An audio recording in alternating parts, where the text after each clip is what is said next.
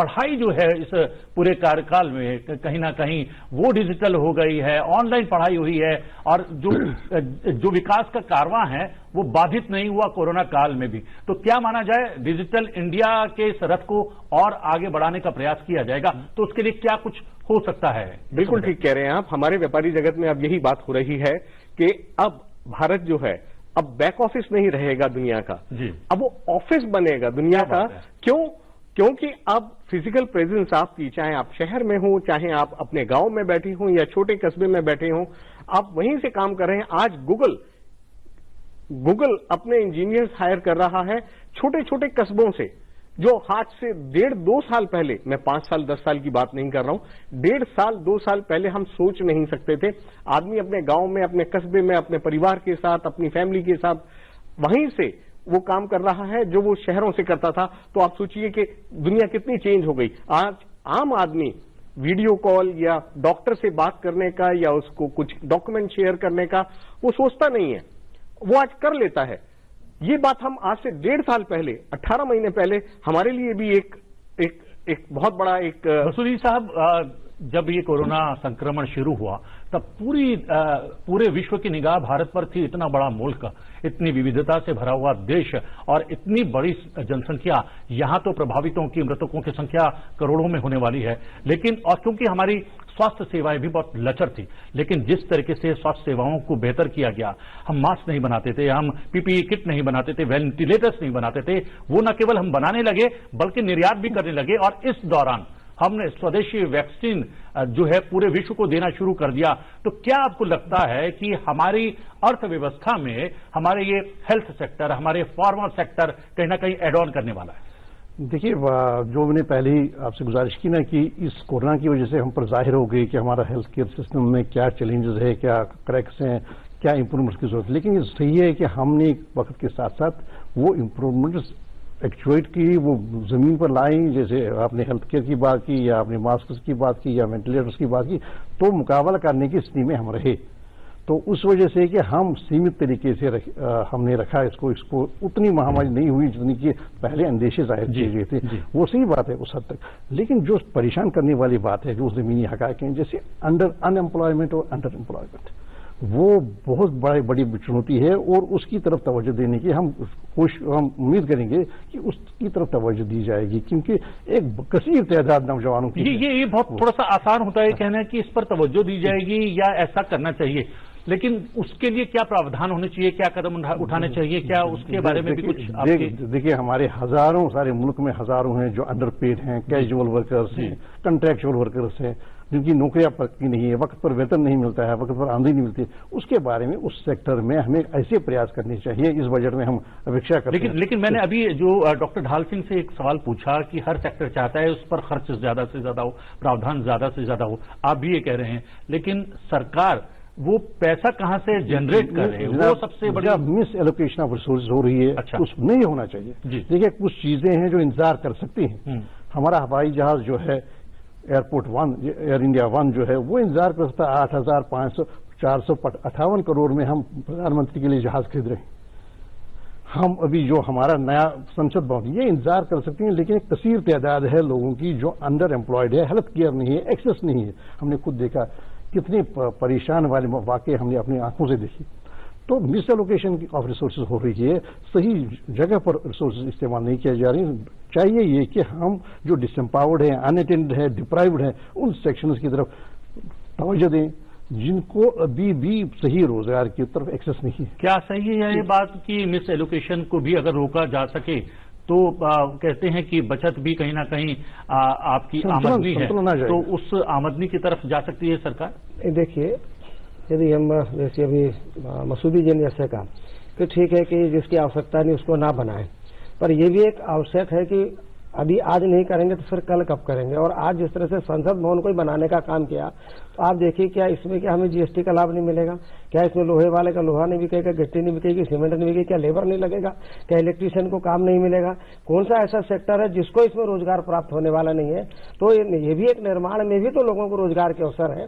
और इस तरह से किसी भी काम में जाएंगे, और विशेषज्ञ भी कह रहे हैं कि खर्च बढ़ेगा, तब जो है कहीं ना कहीं साइकिल कंप्लीट होगा। वो साइकिल कंप्लीट होने के लिए एक दूसरे आखिर देखिए किसी ने भी सीमेंट बनाया है तो कल यहाँ भी तो हजारों टन सीमेंट यहाँ लगेगी, हजारों टन यहाँ पर लोहा लगेगा, यहाँ पर 20,000 से ऊपर मजदूर को काम मिलेगा। तो ऐसा नहीं है ना कि यदि ये पैसा खर्च हो रहा है 1000 करोड़ तो ये बेकार में जा रहा है, आउटपुट आ रहा है। नहीं जनरेट होनी, देखिए प्रोडक्टिव होनी चाहिए, जो भी एसेट्स आप क्रिएट करेंगे वो इसमें कंटिन्यूटी होनी चाहिए, वो रोजगार देने की। ये नहीं कि आपने एक बार अपने घर में मकान बनाया, कोठी बनाई, आपने कहा 10 लोगों को रोजगार मिला, लेकिन कोठी बनाने के बाद बजाय अगर आप एक कारखाना लगाते उसमें कंटिन्यूटी रहती है रोजगार में, वो रोजगार चलता रहता है। ये हम घर में भी जैसे हम घर की व्यवस्था होती है तो इन चीजों पर होता है। जहाज तो रुक सकता है, कोई बात नहीं, हमारे प्रधानमंत्री जाते रहे हैं, 8,458 करोड़ का जहाज रुक सकता है। और ये अगर उद्योग लगाए, इरिगेशन में लगाए, हेल्थ केयर में लगाए, पीने का पानी जो उसकी एक्सेस है, सेफ ड्रिंक वाटर, उसमें लगाए तो और भी ज्यादा हो जाएगा। और भी ज्यादा अरुण जी, ये विशेषज्ञों का कहना है और प्रधानमंत्री भी इस बात का जिक्र कर चुके हैं कि जो बुरा वक्त था, बुरा दौर था, वो खत्म हो चुका है। अब सुनहरे भारत की तस्वीर वो सामने आने वाली है। और ये भी कहा जा रहा है कि अभी भले ही हम लोग नेगेटिव में गई हमारी जीडीपी, लेकिन अगले वित्त वर्ष में ये 11% से भी ऊपर, कुछ लोगों का तो 13% तक का भी कहने का दावा है कि पहुंच सकती है। आपको लगता है कि क्या बुरा वक्त अब गुजर चुका और बुरे वक्त से बेहतर वक्त की तरफ अगर जाना है तो प्रावधान इस आम बजट में ही करने होंगे? बिल्कुल ठीक कह रहे हैं आप, लेकिन मैं थोड़ा सा आपके सवाल का जवाब देने से पहले माननीय संसद सदस्यों की बात को आगे बढ़ाऊंगा। हमारे देश की जो टोटल एम्प्लॉइज वर्कफोर्स है वो है 40 करोड़, और 40 करोड़ में अगर आप स्टैटिस्टिक्स उठा के देखें तो 75% जो है वॉनरेबल कैटेगरी में आते हैं। जो चाइना जैसे, हम विकसित देश ही बोलते हैं आप चाइना को, चाइना जैसे देश में 42% है। सिर्फ रूस एक ऐसा देश है जिसकी पॉपुलेशन छोटी है और वॉनरेबल वर्कफोर्स 2% है वहां पे सिर्फ, जो सबसे कम है दुनिया के अंदर। जहां तक भारत का सवाल है, भारत के अंदर टोटल वर्कफोर्स का 90% वर्कफोर्स की जो आमदनी है वो 20,000 रुपए से कम है, और 97% लोगों की आमदनी 40,000 रुपए से कम है। तो हमारे को इसको अपलिफ्ट करना है, और ऐसा नहीं है कि हमने अपलिफ्ट नहीं करने की कोई कोशिश करी है।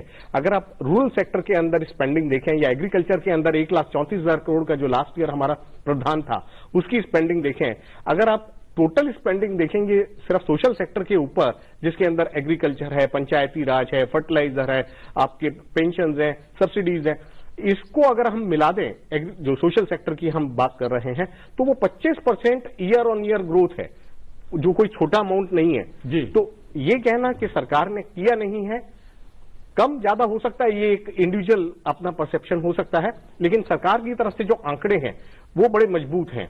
दूसरा जो आपने कहा कि सुनहरा भारत, बिल्कुल आप ठीक कह रहे हैं। ये बजट हम लोग इसी तरीके से देख रहे हैं कि ये सिर्फ इस साल का बजट नहीं होगा, कम से कम 2-3 साल की डायरेक्शन फाइनेंस मिनिस्टर हमारे को देंगी। 2-3 साल की प्रधानमंत्री ने तो बजट सत्र शुरू होने से पहले कहा कि ये दशक का पहला सत्र है, और ये पहला सत्र जो हमारे क्रांतिकारियों ने देश की आजादी में अपना सब कुछ न्यौछावर करने वालों ने जिस सपने वाले भारत की कल्पना की थी, उनके सपनों का भारत बनाने का ये दशक।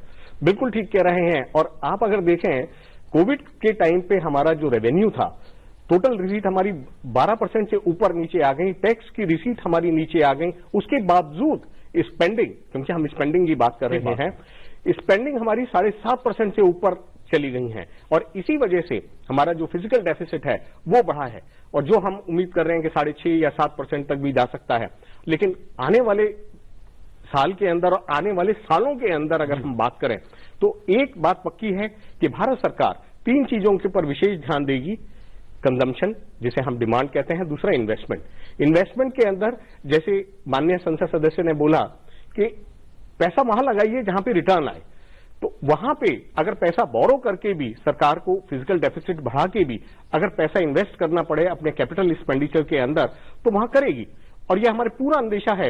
हालांकि लेगरूम बहुत ज्यादा नहीं होता है सेंट्रल गवर्नमेंट के पास, अगर आप देखें तो 7.5% के करीब हमारे को सिर्फ लेगरूम मिलता है, लेकिन इस बजट के अंदर हमारे को उम्मीद है कि जैसे पिछले सालों में हमने देखा 22% पीएस यूज करते हैं, बल्कि 11% के करीब स्टेट गवर्नमेंट इन्वेस्टमेंट करती हैं कैपेक्स के अंदर। इस साल हमारा वो इससे कहीं ज्यादा होगा, क्योंकि टैक्स पेयर को कुछ मिलेगा कि नहीं मिलेगा? टैक्स पेयर हमेशा ये कहता है कि हर सेक्टर के बारे में जो है, देखिए टैक्स पेयर की अगर आप बात करते हैं तो इंडिविजुअल टैक्स पेयर के लिए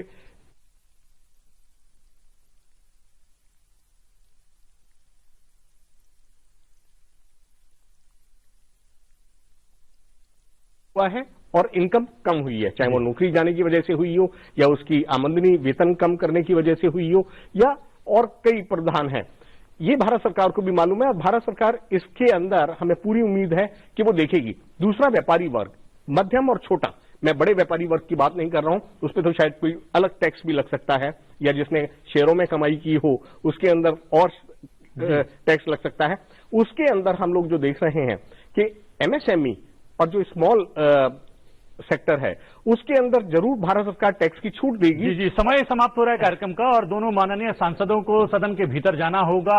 वहां पर वित्त मंत्री बजट पेश करेंगी, उनको देखना होगा कि क्या कुछ वो घोषणाएं करती हैं, क्या कुछ प्रावधान इस बजट में 2021-22 के आम बजट में रखे जाते हैं। आप दोनों माननीय सांसदों हसनैन मसूदी आप जी का और डॉक्टर ढाल सिंह बिसेन जी आपका बहुत बहुत धन्यवाद। और अरुण साहब, आप जो हैं स्टूडियो में आए और हम चाहेंगे कि आप बने रहें, क्योंकि जैसे ही बजट पेश होगा उसके बाद भी प्रतिक्रियाएं आएंगी और क्या कुछ हुआ बजट में प्रावधान, उस पर भी हम आपसे जानकारी लेंगे, बातचीत करेंगे। लेकिन अभी तक की बातचीत के लिए आपका भी बहुत बहुत धन्यवाद। यह एजेंडे में आज के लिए इतना ही। एजेंडे में लेते हैं आपसे आज्ञा, लेकिन बने रहें लगातार लोकसभा टीवी के साथ, क्योंकि थोड़ी देर में हम आपको लेकर चलेंगे लोकसभा के भीतर और वहां पर वित्त मंत्री पेश करेंगी आम बजट 2021-22। फिलहाल मुझे आज्ञा दीजिए।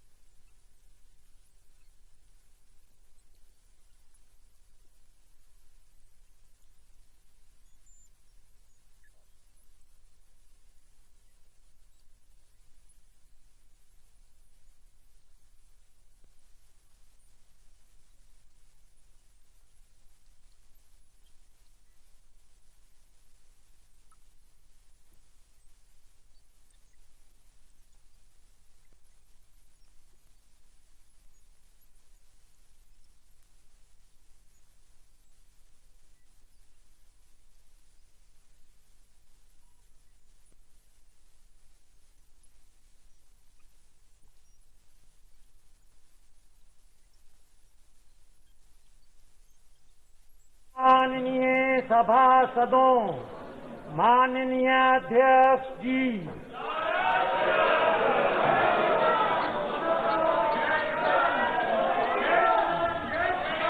आइटम नंबर 1 श्रीमती निर्मला सीतारमण जी, आप बैठ जाए माननीय सदस्य, प्लीज माननीय सदस्य, प्लीज माननीय सदस्य, प्लीज।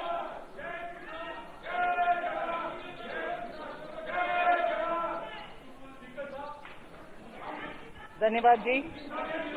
ऑनरेबल आपको बोलने का मौका दूंगा बजट के बाद, माननीय वित्त मंत्री जी। Honourable speaker, I present the budget for the year 2021-2022.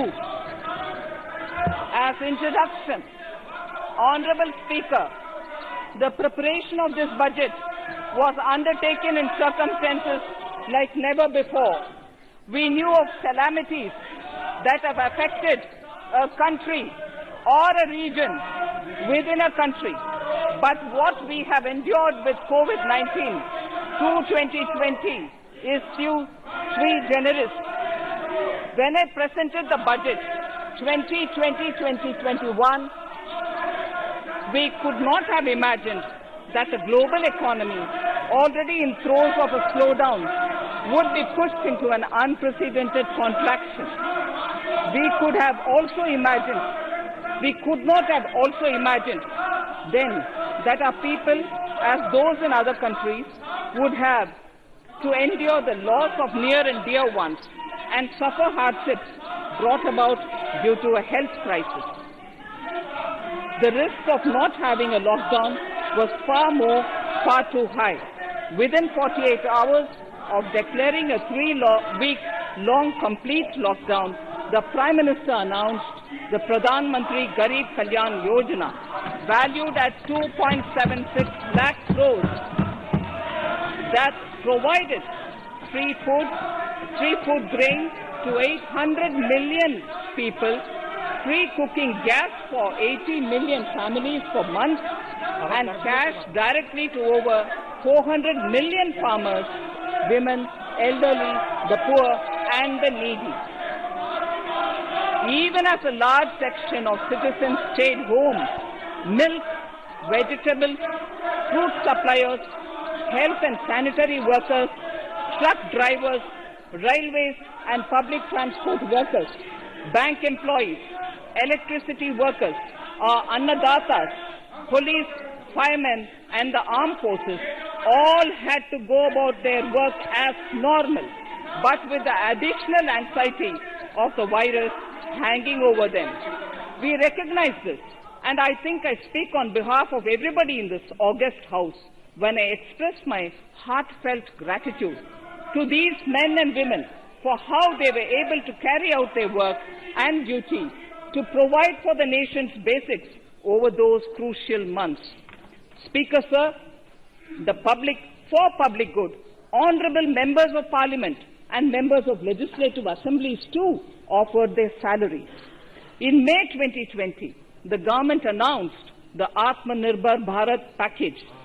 To sustain the recovery further into the year, we also rolled out 2 more Atmanirbhar packages, 2 and 3. Total financial impact of all the Atmanirbhar Bharat packages, including measures taken by the RBI, was estimated to be about 27.1 lakh crores, which amounts to more than 13% of our GDP. As a government, we kept a watch on the situation and were proactive in our responses. The government, led by the Prime Minister, stretched its resources to deliver for most vulnerable sections of our society, the poorest of the poor, the Dalits, the tribals, the elderly, the migrant workers and our children. The Pradhan Mantri Garib Kalyan Yojana, the 3 Atmanirbhar packages and announcements made later were like 5 mini budgets in themselves. The Atmanirbhar packages accelerated our pace of structural reforms, redefinition of MSMEs, commercialization of the mining sector, agriculture and labor reforms, privatization of public sector undertakings, one nation, one ration card, production-linked incentive schemes, are some of the notable reforms carried out during this period. Faceless income tax assessment, DBT, and financial inclusion are the others. Today, India has 2 vaccines available and has begun medically safeguarding not only her own citizens against COVID-19, but also those of 100 or more countries. It is added comfort to know that 2 or more vaccines are also expected soon. Honorable Prime Minister launched the vaccination drive by crediting and thanking our scientists. We are ever grateful for the strength and rigor of their efforts. Having said that, we are all reminded time and again that our fight against COVID-19 continues into 2021. Now, just as it happened after the 2 world wars, there are signs that the political, economic, and strategic relations in the post-COVID world are changing. This moment in history is the dawn of a new era, one in which India is well poised to truly be the land of promise and hope. I borrow the words of Rabindranath Tagore. Faith is the bird that feels the light and sings when the dawn is still dark. Faith is the bird that feels the light and sings when the dawn is still dark. In this spirit, I can't help but recall the joy that we as cricket-loving nation felt after the Team India's recent spectacular success in Australia. It has reminded us of all the qualities that we as a people, particularly our youth, epitomize of having abundant promise and the unsuppressed thirst to perform and to succeed. Today, data shows that India now has one of the lowest death rate of 112 per million population and one of the lowest active cases of about 130 per million. This has laid the foundation to the revival we are seeing now in the economy. This budget will be the first of this new decade. This budget will also be a digital budget, and that has happened with all the economy's reset. This budget provides every opportunity for our economy to raise and capture the pace that it needs for a sustainable growth. 2021 is the year of many important milestones for our history. I mention a few of these. It is the 75th year of independence, 60 years of Goa's accession to India, 50 years of the 1971 India-Pakistan War. It will be the year of the 8th census of independent India. It will also be India's turn at the BRICS presidency, the year for our Chandrayaan-3 mission, and the Haridwar Mahakumbh.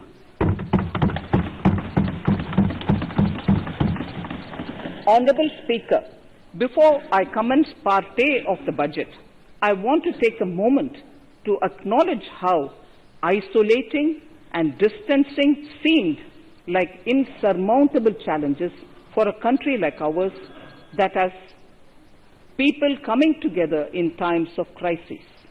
It hurts us in many ways. It hurt us in many ways.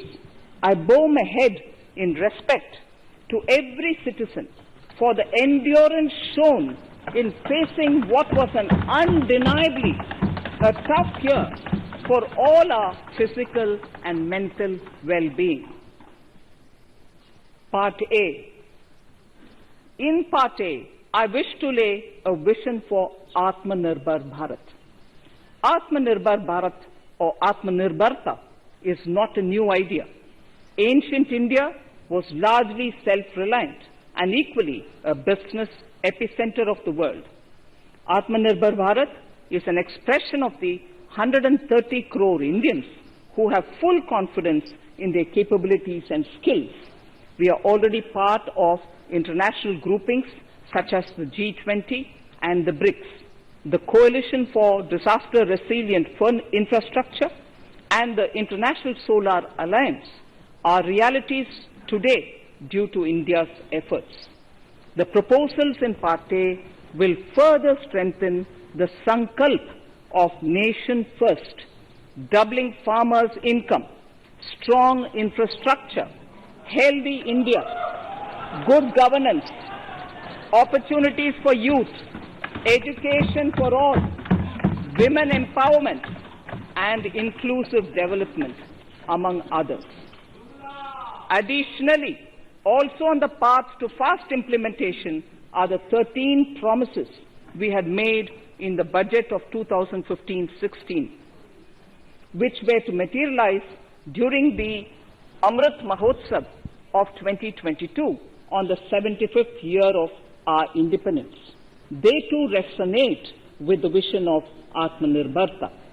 The budget proposals for 21-22 rest on 6 pillars: health and well-being, physical and financial capital and infrastructure, inclusive development for aspirational India, reinvigorating human capital, innovation and R&D, and a 6th, minimum government and maximum governance. I now move to talking about the first pillar, health and well-being. Even at the outset, I would like to say that the investment on health infrastructure in this budget has increased substantially. Progressively, as institutions absorb more, we shall commit more. Taking a holistic approach to health, we focus on strengthening 3 areas: preventive, curative, and well-being. Health systems. A new centrally sponsored scheme, PM Atmanirbhar Swasth Bharat Yojana, will be launched with an outlay of about 64,180 crores over 6 years. This will develop capacities of primary, secondary, and tertiary care health systems, strengthen existing national institutions, and create new institutions to cater to detection and cure of new and emerging diseases. This will be in addition to the National Health Mission. The main interventions under the scheme are support for over 17,000 rural and 11,000 urban health and wellness centers, setting up integrated public health labs in all districts, and 3,382 block public health units in 11 states, establishing critical care hospital blocks in 602 districts and 12 central institutions, strengthening of National Center for Disease Control, its 5 regional branches and 20 metropolitan health surveillance units, expansion of the integrated health information portal to all states and UTs to connect all public health labs, operationalization of 17 new public health units, and strengthening of 33 existing public health units at points of entry, that is, at 32 airports, 11 seaports, and 7 land crossings, setting up of 15 health emergency operation centers and 2 mobile hospitals, and setting up of a National Institution for One Health, a regional research platform for WHO, World Health Organization, Southeast Asia Region Office, 9 biosafety level 3 laboratories, and 4 regional national institutes for virology. Nutrition. To strengthen nutritional content, delivery, outreach, and outcome, we will merge the supplementary nutrition program and the Poshan Abhiyan and launch the Mission Poshan 2.0. We shall adopt an intensified strategy to improve nutritional outcomes across 112 aspirational districts. Universal coverage of water supply. The World Health Organization has repeatedly stressed the importance of clean water, sanitation, and clean environment as a prerequisite to achieving universal health. The Jal Jeevan Mission Urban will be launched. It aims at universal water supply in all 4,378 urban local bodies with 2.86 crores household tap connections, as well as liquid waste management in 500 Amrit cities. It will be implemented over 5 years with an outlay of 2,87,000 crores.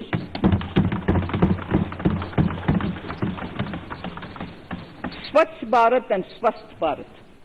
For further Swachhata of urban India, we intend to focus on complete fecal sludge management and wastewater treatment, source segregation of garbage, reduction in single-use plastic, reduction in air pollution by effectively managing waste from construction and demolition activities, and bioremediation of all legacy dump sites. The Urban Swachh Bharat Mission 2.0 will be implemented with a total financial allocation of 1,41,678 crores over a period of 5 years from 2021. Clean air. To tackle the burgeoning problem of air pollution, I propose to provide an amount of 2,217 crores of rupees for 42 urban centers with a million-plus population in this budget. Scrapping policy. We are separately announcing, Honorable Speaker, a voluntary vehicle scrapping policy to phase out old and unfit vehicles. This will help in encouraging fuel-efficient, environment-friendly vehicles, thereby reducing vehicular pollution and oil import bills. Vehicles would undergo fitness tests in automated fitness centers after 20 years in case of personal vehicles and after 15 years in case of commercial vehicles. Details of the scheme will be separately shared by the ministry. Vaccines. The pneumococcal vaccine, a made-in-India product, is presently limited to only 5 states. It will be rolled out across the country. This will avert more than 50,000 child deaths annually. Honorable Speaker, I have provided 35,000 crores of rupees for COVID-19 vaccines in this year 21-22. I am committed to provide further funds if required. So the budget outlay for health and well-being is 2,23,846 crores in this BE 21-22 as against the BE of only 94,452 crores, and it marks an increase of 137%. The details of the same are at Annexure 1 of the speech. Honorable Speaker, I now move to the second pillar, physical and financial capital and infrastructure. Atmanirbhar Bharat, production-linked incentive schemes are things which I would like to place an emphasis. For a $5 trillion economy, our manufacturing sector has to grow in double digits on a sustained basis. Our manufacturing companies need to become an integral part of global supply chains, possess core competence and cutting-edge technology. To achieve all of the above, PLI schemes to create manufacturing global champions for an Atmanirbhar Bharat have been announced for 13 sectors. For this, the government has committed nearly 1.97 lakh crores over 5 years starting this financial year. This initiative will help bring scale and size in key sectors, create and nurture global champions, and provide jobs to our youth. Textiles. To enable the textile industry to become globally competitive, attract large investments, and boost employment generation, a scheme of mega investment textiles park will be launched in addition to the PLI schemes.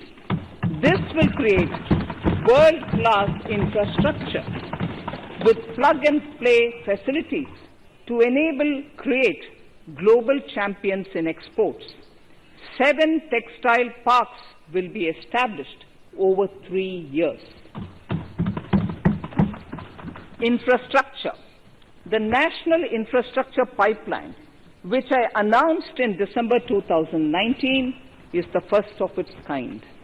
Whole of government exercise ever undertaken by Government of India. The NIP was launched with 6,835 projects. The project pipeline has now expanded to 7,400 projects. Around 217 projects worth rupees 1.10 lakh crores under some key infrastructure ministries have been completed. The NIP is a specific target which this government is committed to achieving over the coming years. It will require major increase in funding from both the government and the financial sector. In this budget, I propose to take concrete steps to do this in 3 ways. Firstly, by creating the institutional structures. Secondly, by a big thrust on monetizing assets.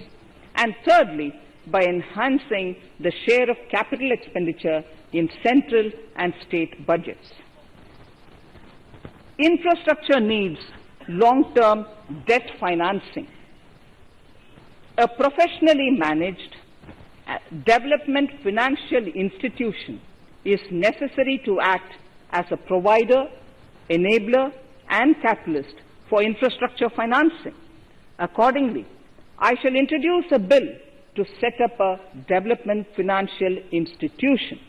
I have provided a sum of 20,000 crore rupees to capitalize this institution. The ambition is to have a lending portfolio of at least 5 lakh crores for this DFI within 3 years' time. Debt financing of InvITs and rates by foreign portfolio investors will be enabled by making suitable amendments in the relevant legislations. This will further ease access of finance to InvITs and rates, thus augmenting funds for infrastructure and real estate sectors. Asset monetization. Monetizing operating public infrastructure. Monetizing operating public infrastructure assets is a very important financing option for new infrastructure construction. A national monetization pipeline of potential brownfield infrastructure assets will be launched. An asset monetization dashboard will also be created for tracking the progress and to provide visibility to investors. Some important measures in the direction of monetization are National Highways Authority of India and the PGCIL each have sponsored one InvIT that will attract international and institutional investors. 5 operational roads with an estimated enterprise value of 5,000 crores of rupees are being transferred to the NHAI InvIT.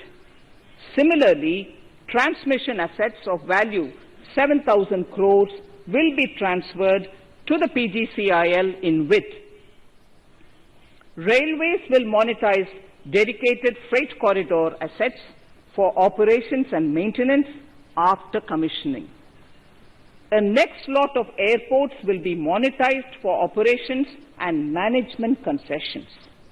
Other core infrastructure assets that will be rolled out under the asset monetization programs are NHAI operational toll roads, 2 transmission assets of PGCL, 3 oil and gas pipelines of GAIL, Gas Authority of India Limited, IOCL and HPCL, Airports Authority of India airports in Tier 2 and 3 cities, other railway infrastructure assets, warehousing assets of CPSE, such as the Central Warehousing Corporation and NAFED, among others, and sports stadiums.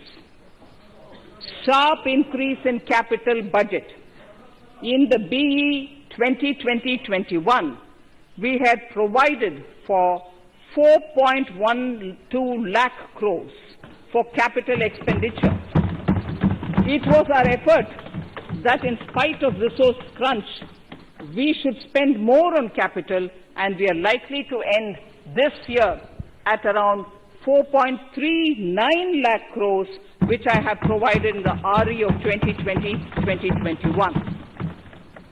For 21-22, I propose a sharp increase in capital expenditure and thus have provided 5.54 lakh crores, which is 34.5% more than the BE of 2020-2021.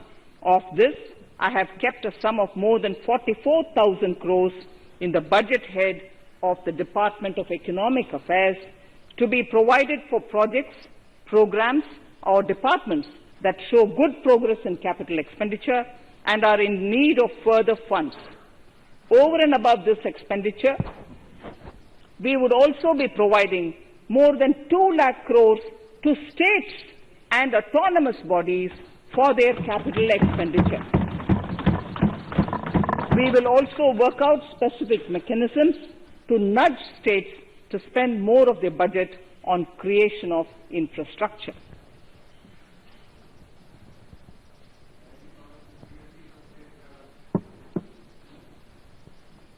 Roads and highways infrastructure.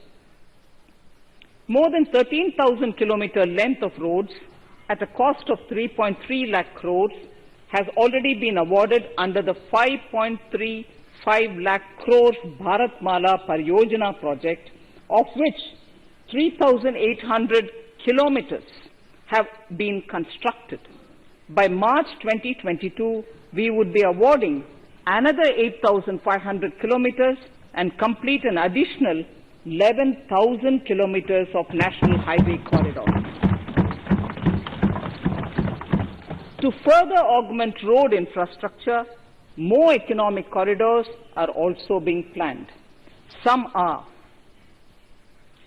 3,500 kilometers of national highway works in the state of Tamil Nadu at an investment of 1.03 lakh crores.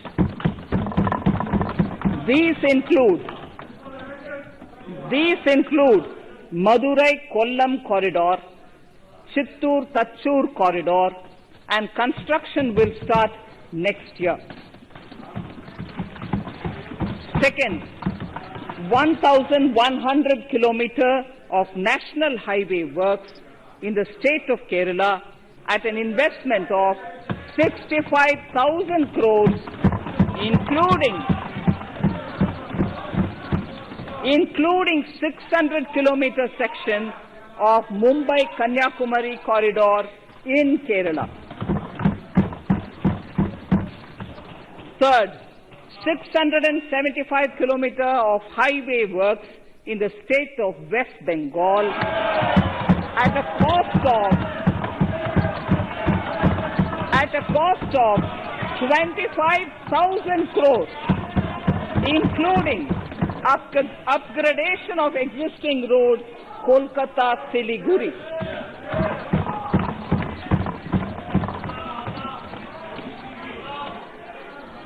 National highway works of around 19,000 crores are currently in progress in the state of Assam.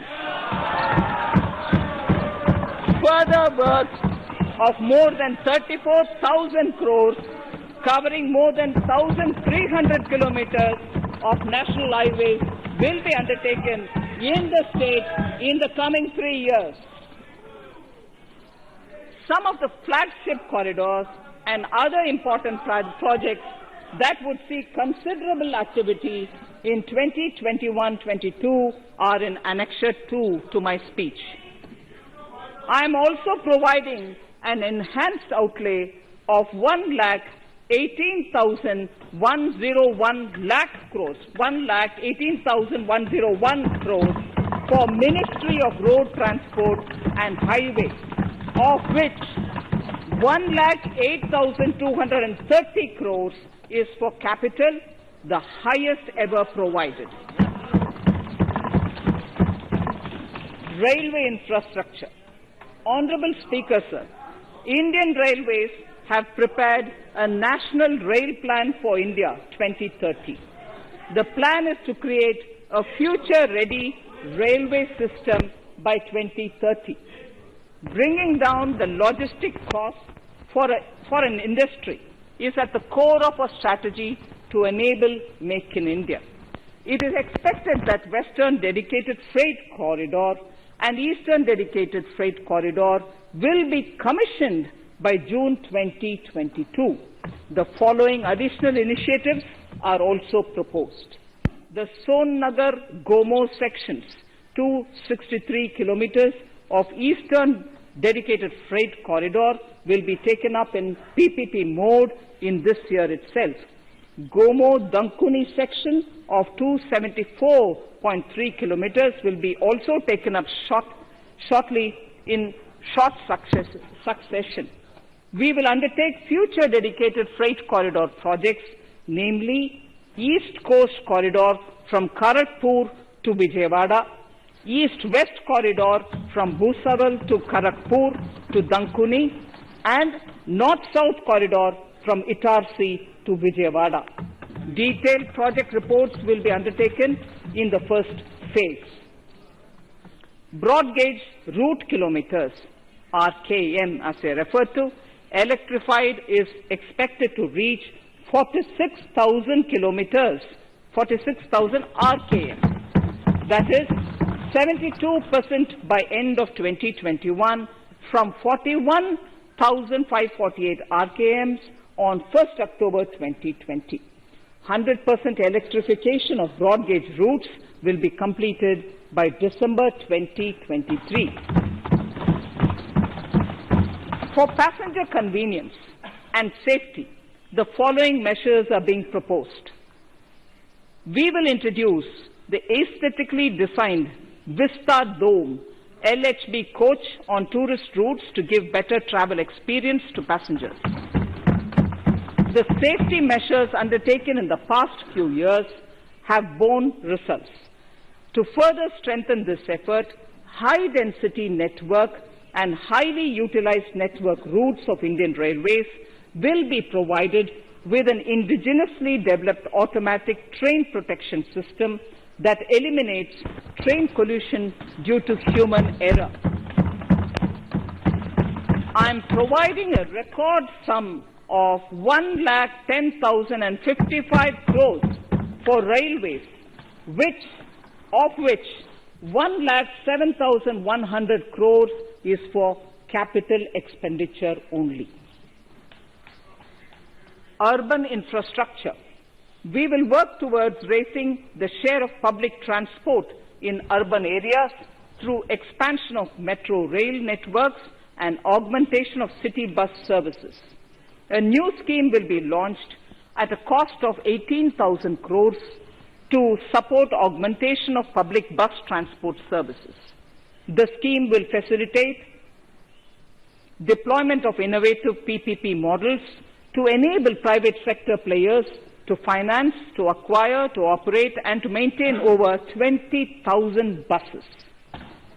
The scheme will boost the automobile sector, provide fillip to economic growth, create employment opportunities for our youth, and enhance ease of mobility for urban residents.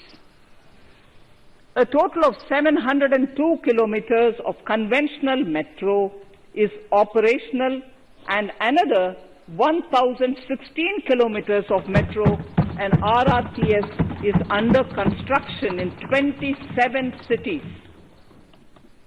Two new technologies, that is Metro Light and Metro Neo, will be deployed to provide metro rail systems at much lesser cost with same experience, convenience and safety in Tier 2 cities and peripheral areas of Tier 1 cities also.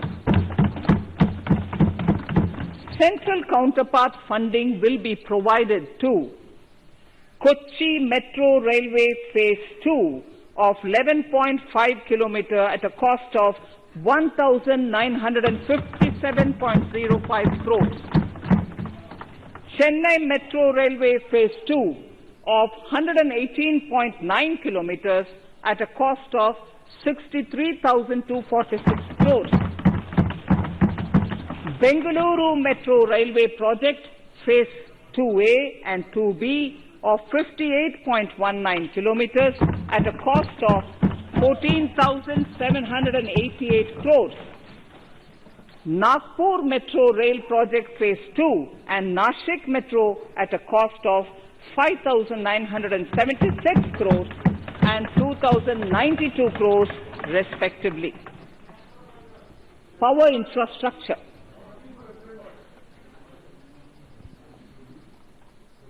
The past 6 years have seen a number of reforms and achievements in power sector.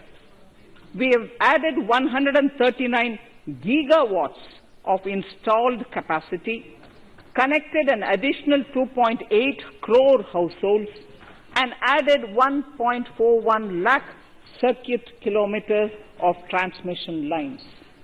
The distribution companies across the country are monopolies, either government or private. There is a need to provide choice to the consumers by promoting competition. A framework will be put in place to give consumers alternatives to choose from among more than one distribution companies. I read that sentence again. A framework will be put in place to give consumers alternatives to choose from among more than one distribution company. The viability of distribution companies is a serious concern. A revamped, reforms-based, result-linked power distribution sector scheme will be launched with an outlay of 3,05,984 crores over 5 years. The scheme will provide assistance to DISCOMs for infrastructure creation, including prepaid smart metering, feeder separation, upgradation of systems, etc., tied to financial improvements. Prime Minister, while speaking at the third Reinvestment Conference in November 2020, had announced plans to launch a comprehensive national hydrogen energy mission. It is now proposed to launch a hydrogen energy mission in 2021-22 for generating hydrogen from green power sources. Ports, shipping and waterways. Major ports will be moving from managing their operational services on their own to a model where a private partner will manage it for them. For the purpose, 7 projects worth more than 2,000 crores will be offered by the major ports on private-public partnership mode in FY 21-22. A scheme for promoting flagging of merchant ships in India will be launched by providing subsidy support to Indian shipping companies in global tenders floated by ministries and CPSCs. An amount of 1,624 crores will be provided over 5 years. This initiative will enable greater training and employment opportunities for Indian seafarers, besides enhancing Indian companies' share in global shipping. India has enacted Recycling of Ships Act in 2019 and acceded to the Hong Kong International Convention. Around 90 ship recycling yards at Alang in Gujarat have already achieved HKC compliant certificates. Efforts will be made to bring more ships to India from Europe and Japan. Recycling capacities of around 4.5 million light displacement ton LDT will be doubled by 2024. This is expected to generate an additional 1.5 lakh jobs for our youth. Petroleum and natural gas. Our government has kept fuel supplies running across the country without interruption during the COVID-19 lockdown period. Taking note of the crucial nature of the sector in people's lives, the following key initiatives are being announced. 1. Ujjwala scheme, which has benefited 8 crore households, will be extended to cover 1 crore more beneficiaries. We will add 100 more districts in next 3 years to the city gas distribution network. A gas pipeline project will be taken up in the Union Territory of Jammu and Kashmir. An independent gas transport system operator will be set up for facilitation and coordination of booking of common carrier capacity in all natural gas pipelines on a non-discriminatory open access basis. Financial capital. I propose to consolidate the provisions of the Psb Act 1992, Depositories Act 1996, Securities Contracts Regulation Act 1956, and Government Securities Act 2007 into a rationalized single securities markets code. The government would support the development of a world-class fintech hub at the GIFT IFSC.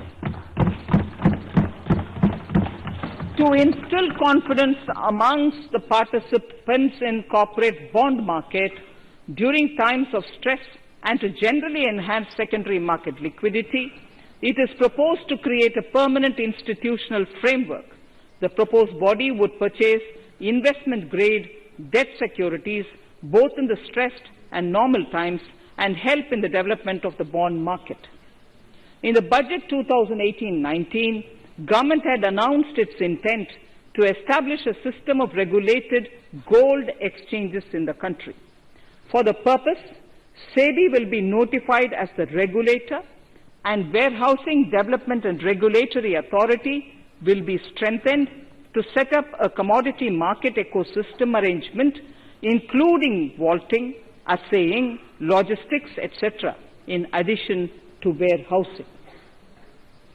Towards investor protection, I propose to introduce an investor charter as a right of all financial investors across all financial products.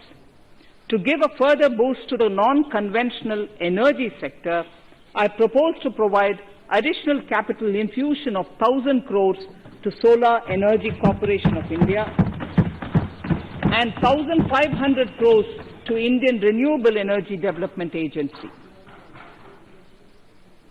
I propose to amend the Insurance Act 1938 to increase the permissible FDI limit from 49% to 74% in insurance companies and allow foreign ownership and control with safeguards.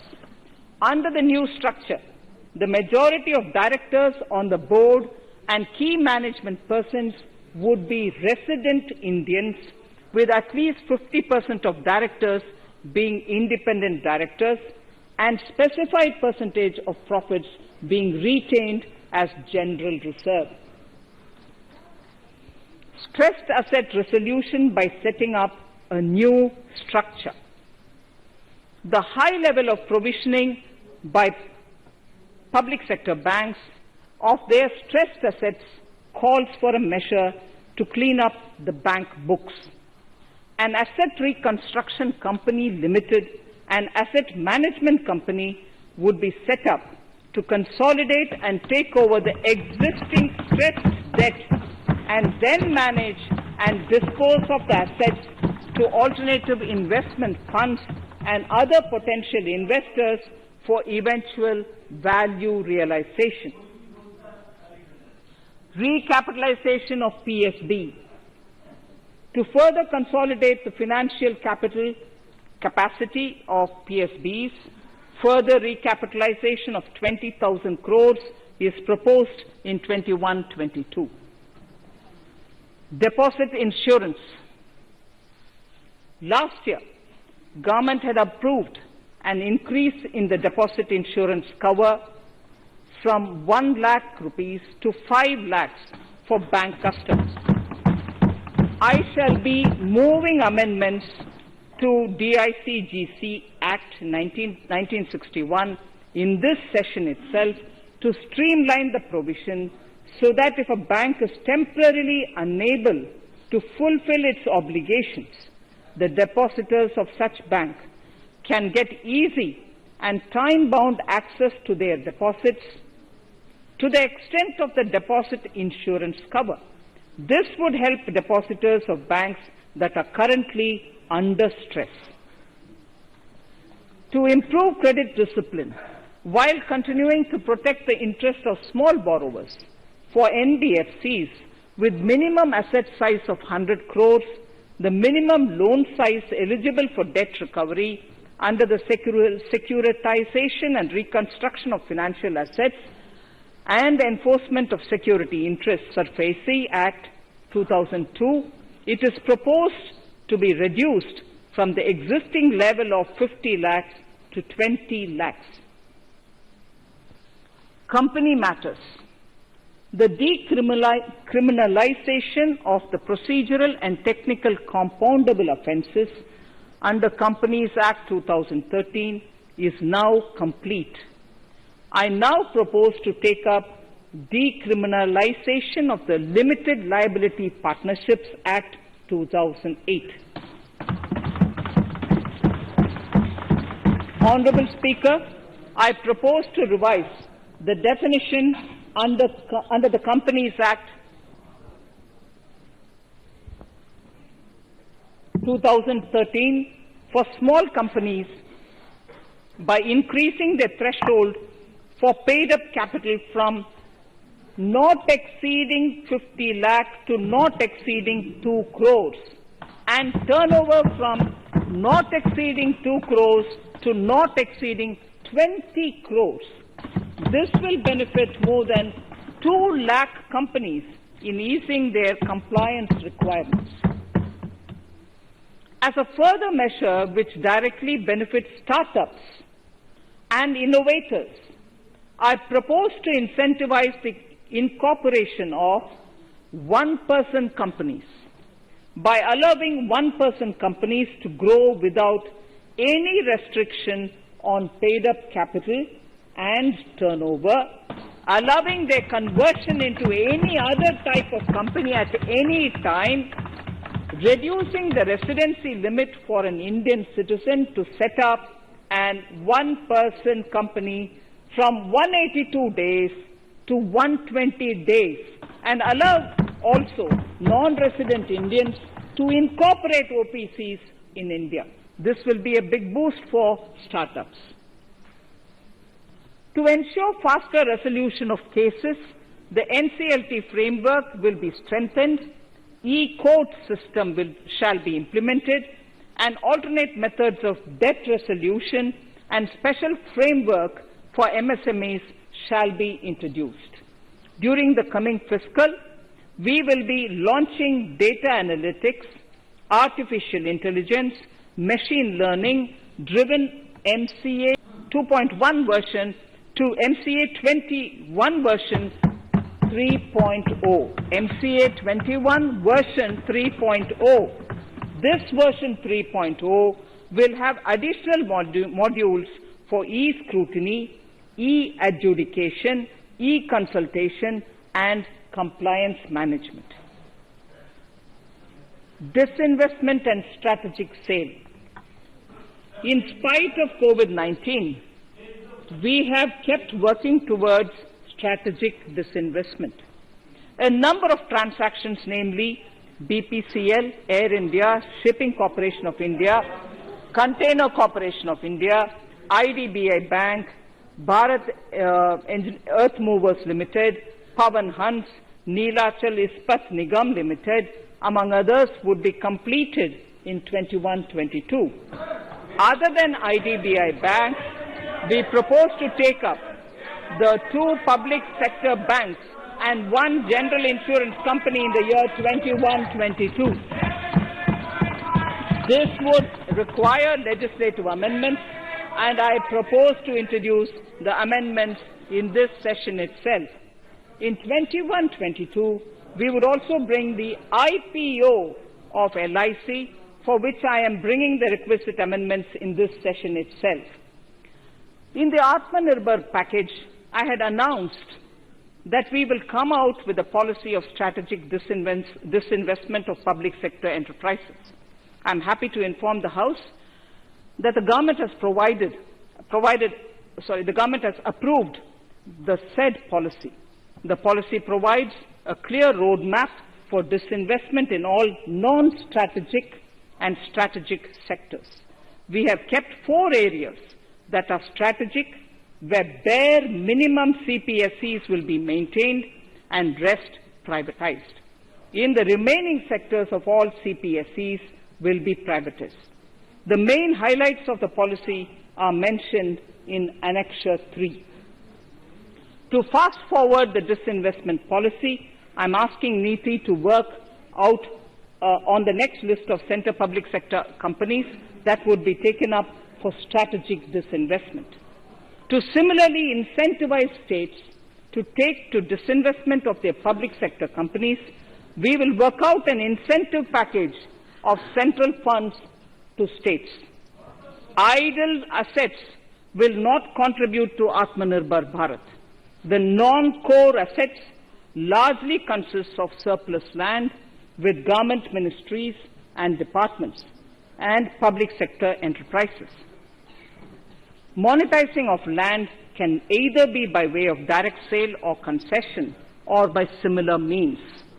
This requires special abilities, and for this purpose, I propose to use a special purpose vehicle in the form of a company that would carry out this activity. In order to ensure timely completion of closure of sick or loss-making CPSEs, we will introduce a revised mechanism that will ensure timely closure of such units.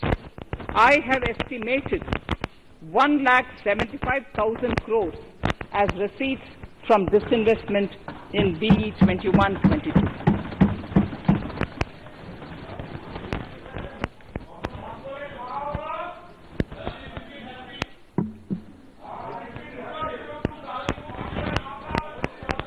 Government financial reforms. Under the Treasury Single Account, the TSA system, autonomous bodies directly draw funds from the government's account at the time of actual expenditure, saving interest costs. We will extend the TSA system for universal application from 21-22. On the recommendation of the 15th Finance Commission, we have undertaken a detailed exercise to rationalize and bring down the number of centrally sponsored schemes. This will enable consolidation of outlays for better impact. The government is committed to the development of multi-state cooperatives and will provide all support to them. To further streamline the ease of doing business for cooperatives, I propose to set up a separate administrative structure for them. So the third pillar of Atmanirbhar Bharat, inclusive development for aspirational India. Honorable Speaker, sir, under this pillar, I will cover agriculture and allied sectors, farmers' welfare and rural India, migrant workers and labor, and financial inclusion. Agriculture. Our government is committed to the welfare of farmers. The MSP regime has undergone a sea change to assure price that is at least 1.5 times the cost of production across all commodities.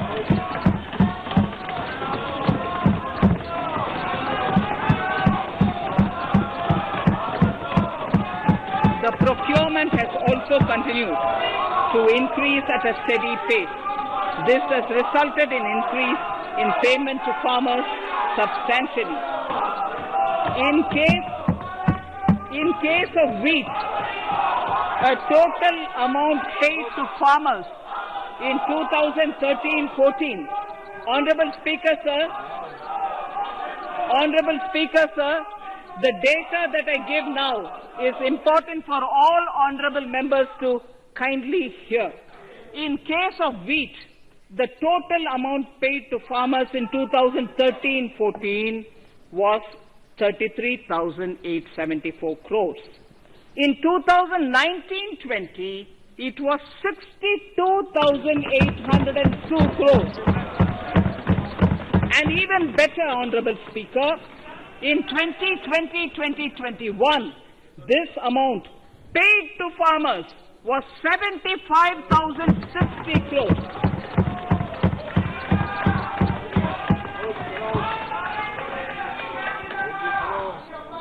Honorable Speaker, again an important fact, the number of wheat growing farmers that were benefited increased in 2020-21 to 43.36 lakhs compared to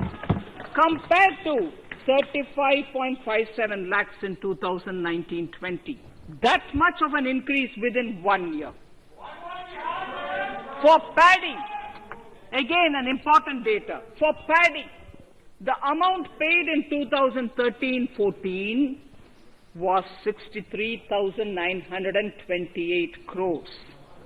In 2019-20, this increased to 1,41,930 crores. Even better, in 2020-2021, in 2020-21, this is further estimated, and I'm saying this is further estimated because the procurement is ongoing, and therefore I can't give you the final figure. This is further estimated to increase to 1,72,752 crores. The number of farmers benefited increased from 1.24 crores in 2019-20 to 1.54 crores in 2020-21. In the same way, Honorable Speaker, sir, in the case of pulses, the amount paid in 2013-14 was 236 crores.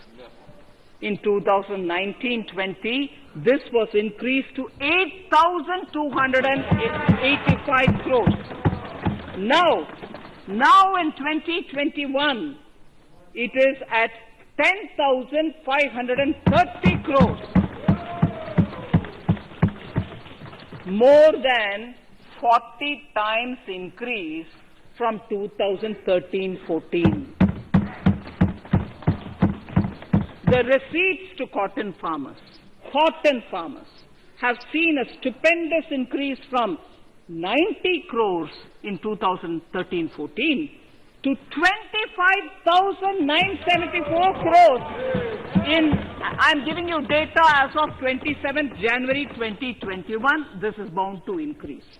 From 90 crores for cotton farmers in 2013-14 to 25,974 crores in 2021.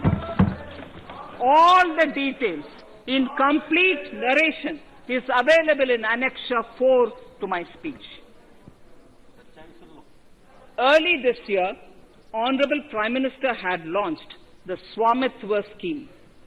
Under this, a record of rights is being given to property owners in villages. Up till now, about 1.80 lakh property owners in 1,241 villages have been provided cards. I propose during 21-22 to extend this to cover all states and union territories. To provide adequate credit to our farmers, I have enhanced the agricultural credit target to 16.5 lakh crores in this year. We will focus on ensuring increased credit flow to animal husbandry, Pashupalan, dairy, and to Matsyakar, to the fisheries. We are enhancing the allocation to the Rural Infrastructure Development Fund from 30,000 crores to 40,000 crores. The Micro Irrigation Fund, with a corpus of 5,000 crores, has been created under NABARD. I propose to double it by augmenting it by another 5,000 crores. To boost value addition in agriculture and allied products and their exports, the scope of Operation Green Scheme, that is presently applicable to only tomatoes, onions, and potatoes, will be enlarged to include 22 perishable crops. Around 1.68 lakh crore farmers, around 1.68 crore farmers are registered, and 1.14 lakh crores of rupees trade value has been carried out through e-NAMs, the National Agricultural Market. Keeping in view the transparency and the competitiveness that e-NAM has brought into the agricultural market, 1,000 more mandis will be integrated with e-NAM. Honorable Speaker, sir, with all this, the Agricultural Infrastructure Fund would be made available to the APMCs for augmenting their infrastructure facilities.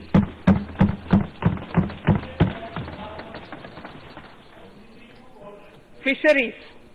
I am proposing substantial investments in the development of modern fishing harbors and fish landing centers.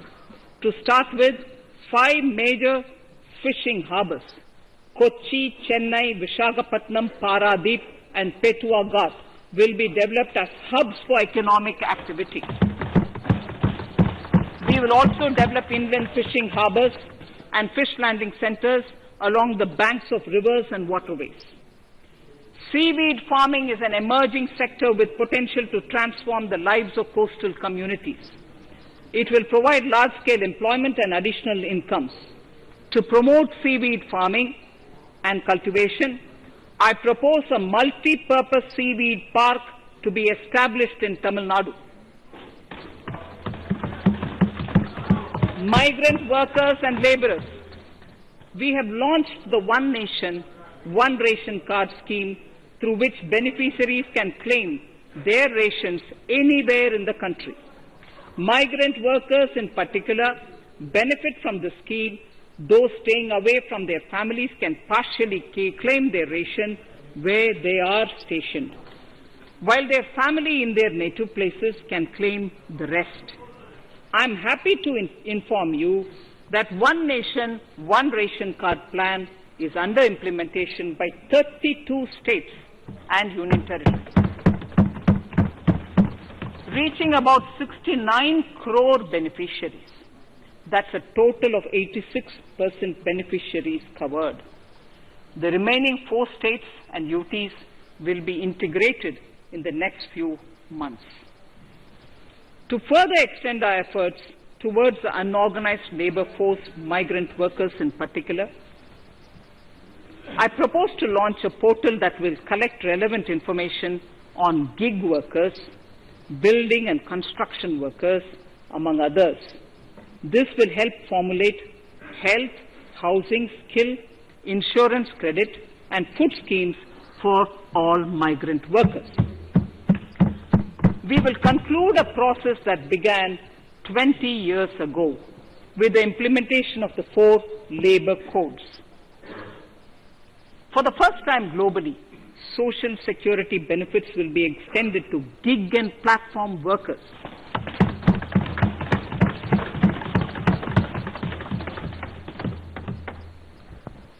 Minimum wages will apply to all categories of workers, and they will all be covered by the Employees State Insurance Corporation. Women will be allowed to work in all categories and also in the night shifts with adequate protection. At the same time, compliance burden on employers will be reduced with a single registration and licensing and online returns. Financial inclusion. To further facilitate credit flow under the scheme of Stand Up India for the scheduled castes and scheduled tribes and also women, I propose to reduce the margin money requirement from 25% to 15% only, and to also include loans for activities in allied sectors in allied activities in agriculture. We have taken a number of steps to support the MSME sector. In this budget, I have provided 15,700 crores to this sector, more than double of the last year's B. Honorable Speaker, sir, I now go to the fourth pillar, reinvigorating human capital. The national education policy announced recently has had good reception. In school education, more than 15,000 schools will be qualitatively strengthened to include all components of the national education policy. They shall emerge as exemplar schools in their regions, hand-holding and mentoring other schools to achieve the ideals of policy. 100 new Sainik schools will be set up in partnership with NGOs, private schools and states. Higher education. In Budget 2019-20, I had mentioned about the setting up of a higher education commission in India. We would be introducing the legislation this year to implement the same. It will be an umbrella body having 4 separate vehicles for standard setting, accreditation, regulation, and funding. Many of our cities have various institutions, universities, and colleges supported by the Government of India. Hyderabad, for example, has about 40 major institutions. In 9 such cities, we will create a formal umbrella structure so that these institutions can have better synergy while also retaining their internal autonomy. A glue grant will be set aside for this purpose. For accessible higher education in Ladakh, I propose to set up a central university in Leh.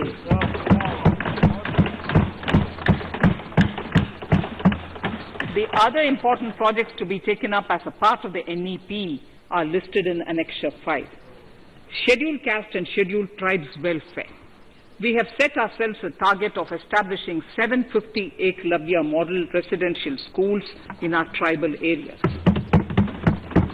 I propose to increase the unit cost of each such school from 20 crores, which is what it is now, to 38 crores, and for hilly and difficult areas to 48 crores. This would help creating robust infrastructure facilities for our tribal students. We have revamped the post-metric scholarship scheme for the welfare of scheduled caste students. I have also enhanced the central assistance in this regard. We are allotting 35,219 crores for 6 years till 25-26 to benefit 4 crores scheduled caste students. Skilling. In 2016, we had launched the National Apprenticeship Promotion Scheme. The government proposes to amend the Apprenticeship Act with a view to further enhancing apprenticeship opportunities for our youth. We will realign the existing scheme of National Apprenticeship Training Scheme for providing post-education apprenticeship training of graduates and diploma holders in engineering over 3,000 crores will be provided for this purpose. An initiative is underway, Honorable Speaker, in partnership with the United Arab Emirates to benchmark skill qualifications, assessment and certification, accompanied by the deployment of certified workforce. We also have a collaborative intertraining program between India and Japan to facilitate transfer of Japanese industrial and vocational skills, techniques and knowledge. We will take forward this initiative with many more countries also.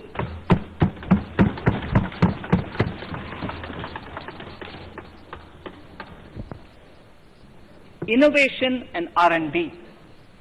In my budget speech of 2019, I had announced the National Research Foundation.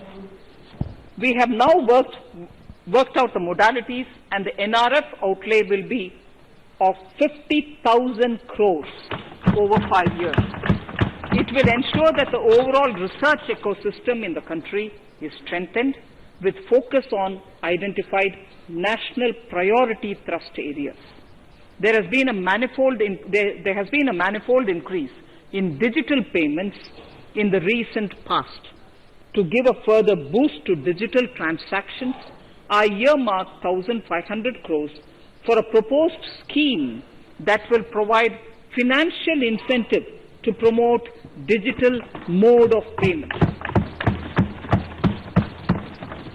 We will undertake a new initiative, National Language Translation Mission. This will enable the wealth of governance and policy-related knowledge on the Internet being made available in major Indian languages.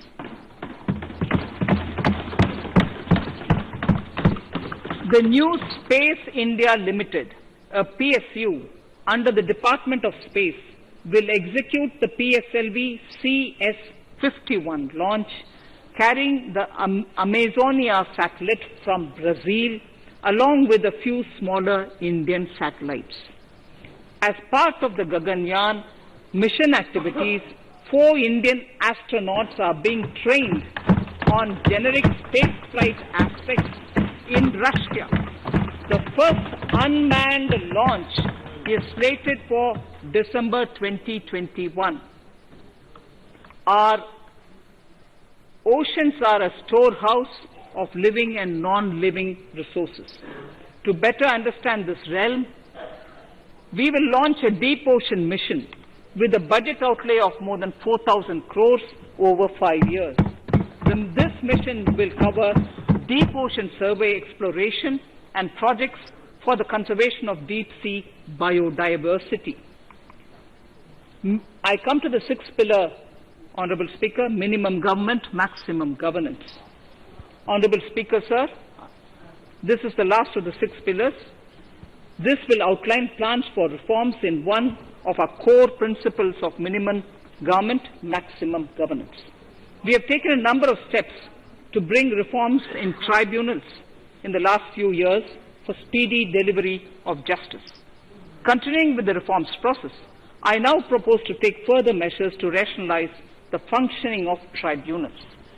We have introduced the National Commission for Allied Healthcare Professionals Bill in Parliament. National Commission for Allied Healthcare Professionals Bill in the Parliament, with a view to ensure transparent and efficient regulation of 56 allied healthcare professionals. Additionally, to bring about transparency, efficiency, and governance reforms in the nursing profession, the National Nursing and Midwifery Commission Bill will be introduced by the government for passing. To have ease of doing business for those who deal with government or CPSEs and carry out contracts, I propose to set up a conciliation mechanism and mandate its use for quick resolution of contractual disputes. This will instill confidence in private investors and contractors. Honorable Speaker, sir, the forthcoming census could be the first digital census in the history of India.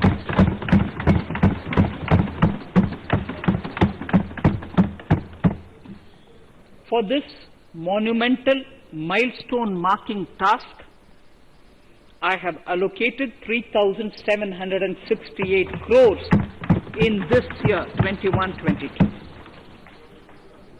Honorable Speaker, Goa is celebrating the Diamond Jubilee year of the state's liberation from Portuguese rule. From the Government of India's side, I propose to grant 300 crores to the Government of Goa for the celebration. I propose to provide 1,000 crores for the welfare of tea workers, especially women and children in Assam and West Bengal. A special scheme will be devised for the same.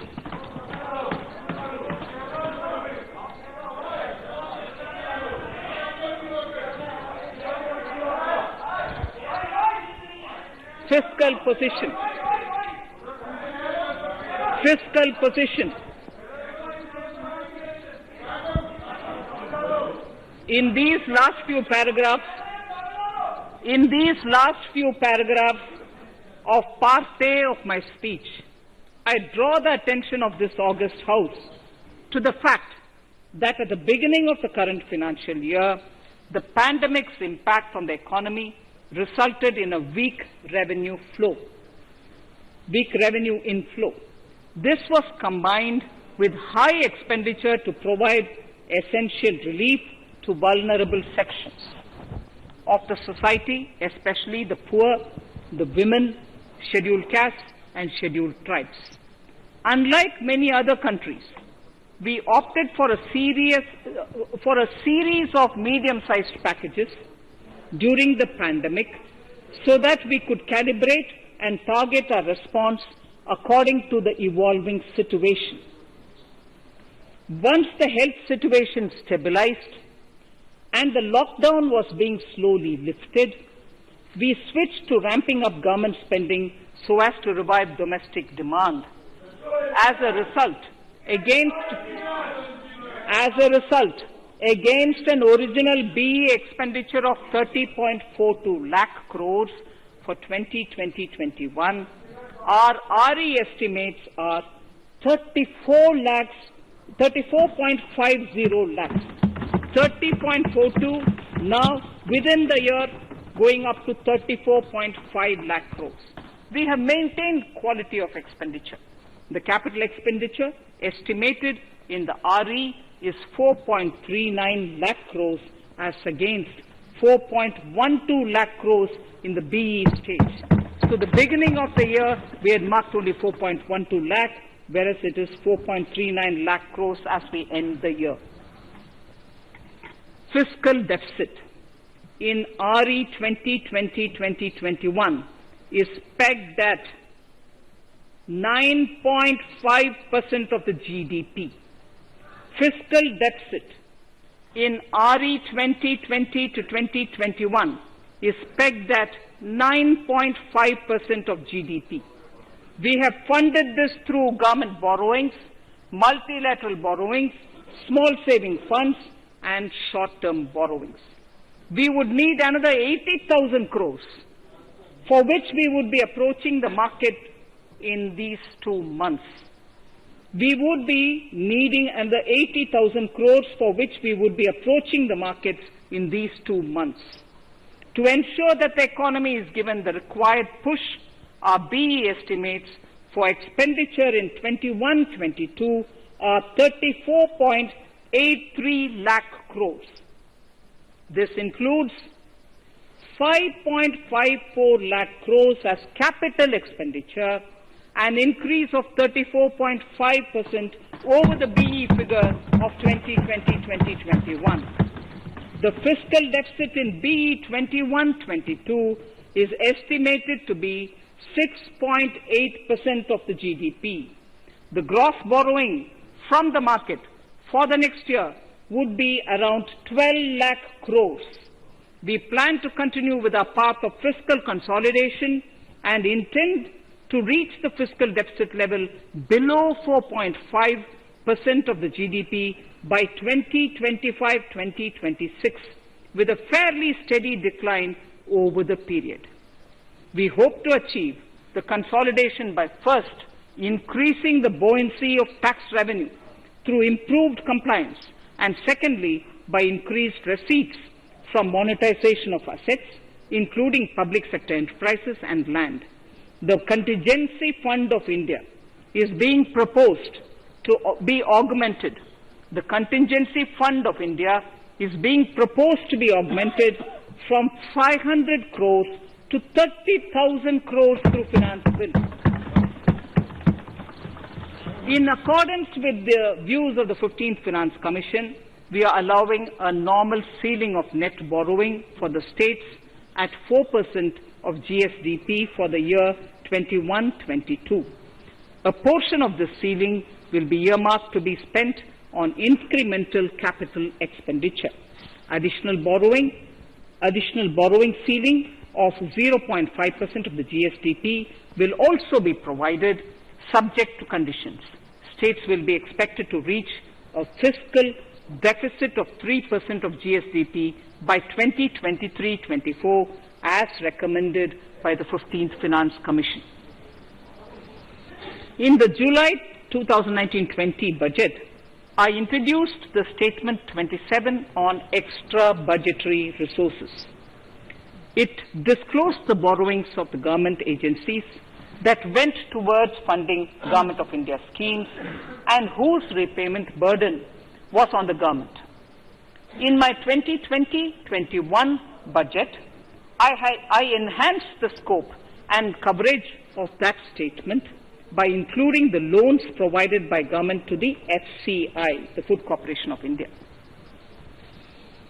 Taking a step further in this direction, I propose to discontinue the NSSF loan to FCI for food subsidy, and accordingly, budget provisions have been made in RE 2020-21 and in the BE 2021-22. The extra budgetary resource details are at Annexure 6. We know that the FRBM Act mandates fiscal deficit of 3% of GDP to be achieved by 31st March 2020-2021. The effect of this year's unforeseen and unprecedented circumstances has necessitated the submission of a deviation statement under Sections 4 of Subclause 5 and Section 7, Subclause 3b of the FRBM Act, which I am laying on the table of the House as part of the FRBM documents. Towards achieving central government fiscal deficit along the broad path that I have already indicated, I will be introducing an amendment to the FRBM Act. Honorable Speaker, on the 9th of December 2020, the 15th Finance Commission submitted its final report covering the period 2021 to 2026 to the Rashtrapati Ji. The government has laid the Commission's report along with the explanatory memorandum in the Parliament, retaining the vertical shares of the states at 41%. We recognize our commitment to fiscal federalism and propose, therefore, to adhere to this recommendation.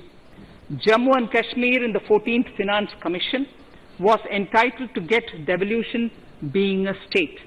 Now the funds of the UTs of Jammu Kashmir and Ladakh would be provided by the centre. I have also provided on the Commission's recommendation 1,18,452 crores as revenue deficit grant to 17 states in 21-22 as against 74,340 crores to 14 states in 2020-21. Honorable Speaker, I would now move to Part B of my speech.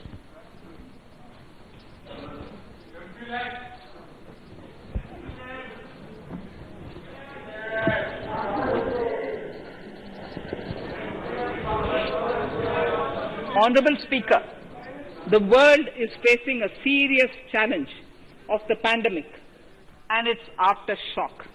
In these trying times, when many economies are struggling to revive, our people and our industry have exhibited remarkable resilience. As I mentioned already, post-pandemic, a new world order seems to be emerging, one in which Asia is poised to occupy a prominent position, and India will have a leading role therein. In this scenario, our tax system has to be transparent, efficient, and should promote investments and employment in our country. At the same time, it should put minimum burden on our taxpayers. I borrow the words of Thiruvalluvar, the saint. Yetralum, eatalum, kathalum, katha vaguthalum, nalla valladarasu. A king or a ruler is the one who creates and acquires wealth, protects and distributes it for common good. Tirukkural. Direct tax proposals.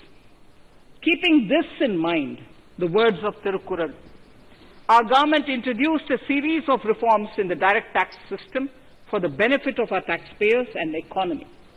Few months prior to the pandemic, in order to attract investments, we slashed our corporate tax rate to make it among the lowest in the world. The dividend distribution tax too was abolished. The burden of taxation on small taxpayers was eased by increasing rebates. In 2020, the return filers saw a dramatic increase to 6.48 crores from 3.31 crores in 2014. In the direct tax administration, we had recently introduced the faceless assessment and faceless appeal. I now seek to take further steps to simplify the tax administration, ease compliance, and reduce litigation. Relief to senior citizens. I begin my direct tax proposals by offering my pranam to our senior citizens. Many of them, despite having foregone several basic necessities of their own, have strived to build our nation. Now in the 75th year of independence of our country, when we continue our endeavor with renewed vigor, we shall reduce compliance burden on our senior citizens who are 75 years of age and above. For senior citizens who only have pension and interest income, I propose exemption from filing their income tax returns.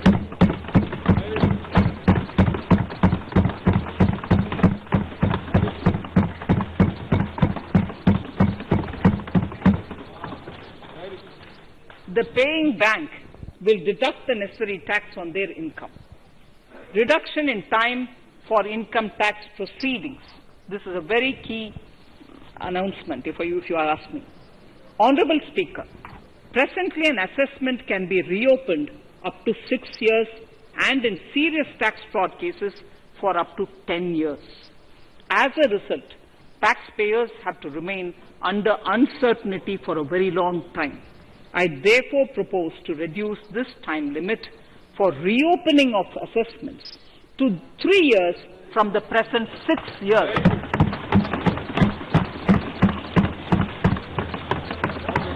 In serious tax evasion cases too, only where there is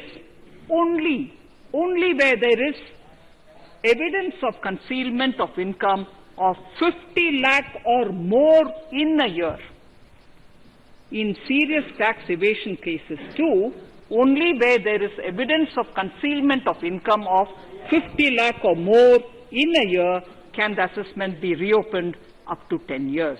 Even this reopening can be done only after the approval of the Principal Chief Commissioner, the highest level of Income Tax Department. Setting up the Dispute Resolution Committee. Honourable Speaker, it has been the resolve of this government to reduce litigation which mars the present taxation system. The government came out with the Direct Taxation Vivad Se Vishwas scheme to give taxpayers an opportunity to settle long-pending disputes and be relieved to further strain on their time and resources. The response from taxpayers has been the best ever as over 110,000 taxpayers have already opted to settle tax disputes of over 85,000 crores under the scheme. To further reduce litigation for small taxpayers, I propose to constitute a dispute resolution committee for them, which will be faceless to ensure efficiency, transparency and accountability. Anyone with a taxable income up to 50 lakh and disputed income up to 10 lakh shall be eligible to approach the committee. Faceless IT-AT. For ease of compliance and to reduce discretion, we are committed to make the taxation processes faceless. The government has already introduced faceless assessment and appeal this year. The next level of income tax appeal is the Income Tax Appellate Tribunal. I now propose to make this tribunal faceless. We shall establish a national faceless Income Tax Appellate Tribunal Center. All communication between the tribunal and the appellant shall be electronic. Where personal hearing is needed, it shall be done through video conferencing. Relaxations to NRI. When non-resident Indians return to India, they have issues with respect to their accrued incomes in their foreign retirement accounts. This is usually due to mismatch in taxation period. They also face difficulties in getting credit for Indian taxes in foreign jurisdictions. I propose to notify rules for removing their hardship of double taxation. Exemption from audit. Currently, if your turnover exceeds 1 crore, you have to get your accounts audited. In February 2020 budget, I had increased the limit for tax audit to 5 crores for those who carry out 95% of their transactions digitally. To further incentivize digital transactions and to reduce compliance burden, I propose to increase this limit for tax audit for such persons from 5 crores to 10 crores. Relief for dividend. In the previous budget, I had abolished the dividend distribution tax in order to incentivize investment. Dividend was made taxable in the hands of shareholders. Now, in order to provide ease of compliance, I propose to make dividend payment to rate and InvIT exempt from TDS. Further, as the amount of dividend income cannot be estimated correctly by the shareholders for paying advance tax, I propose to provide that advance tax liability on dividend income shall arise only after the declaration or payment of dividend. Also, for the foreign portfolio investors, I propose to enable deduction of tax on dividend income at lower treaty rate. Attracting foreign investment into infrastructure sector. In the last budget, for attracting foreign investment in the infrastructure sector, we had granted 100% tax exemption, subject to certain conditions, to foreign sovereign wealth funds and pension funds on their income from investment in Indian infrastructure. We have noticed that few of such funds are facing difficulties in meeting some of the conditions. In order to ensure that a large number of funds invest in India, I propose to relax some of these conditions relating to prohibition on private funding, restriction on commercial activities, and direct investment in infrastructure. In order to allow funding of infrastructure by issue of zero-coupon bonds, I propose to make notified infrastructure debt funds eligible to raise funds by issuing tax-efficient zero-coupon bonds. Affordable housing.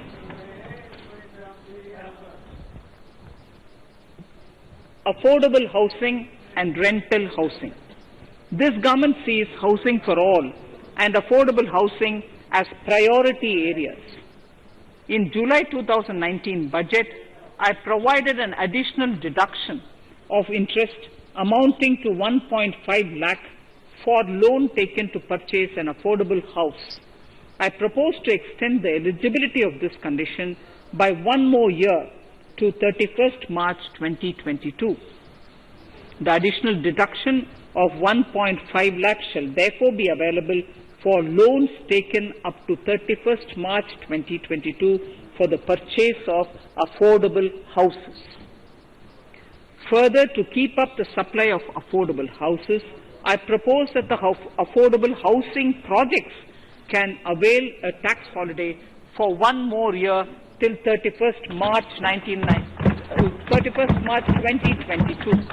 These are available now for projects also. We are committed to promote supply of affordable rental housing for migrant workers. For this, I propose to allow tax exemption for notified affordable rental housing projects. Tax incentives to IFSC. As I mentioned in Part A of this speech, the government is committed to making the International Financial Services Center in GIFT City a global financial hub. In addition to the tax incentives already provided, I propose to include, among others, tax holiday for capital gains for aircraft leasing companies, tax exemption for aircraft lease rentals paid to foreign lessors, tax incentive for relocating foreign funds in the IFSC, and to allow tax exemption to the investment division of foreign banks located in the IFSC. Pre-filling of returns. Honorable Speaker, in order to ease compliance for the taxpayer, details of salary income, tax payments, TDS, etc., already come pre-filled in income tax returns. To further ease filing of returns, details of capital gains from listed securities, dividend income, and interest from banks, post office, etc., will also be now pre-filled. Relief to small trusts. We hope to reduce compliance burden on small charitable trusts running educational institutions and hospitals. So far, there is a blanket exemption to such entities whose annual receipt does not exceed 1 crore of rupees. I now propose to increase this amount to 5 crores.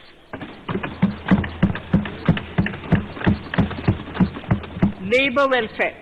We have noticed that some employers deduct the contribution of employees toward provident funds, superannuation funds, and other social security funds, but do not deposit these contributions within the specified time. For these employees, this means a loss of interest or income.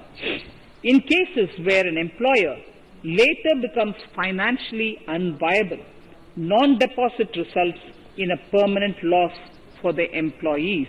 In order to ensure that employees' contributions are deposited on time, I reiterate that the late deposit of employees' contribution by the employer will not be allowed as deduction to the employer.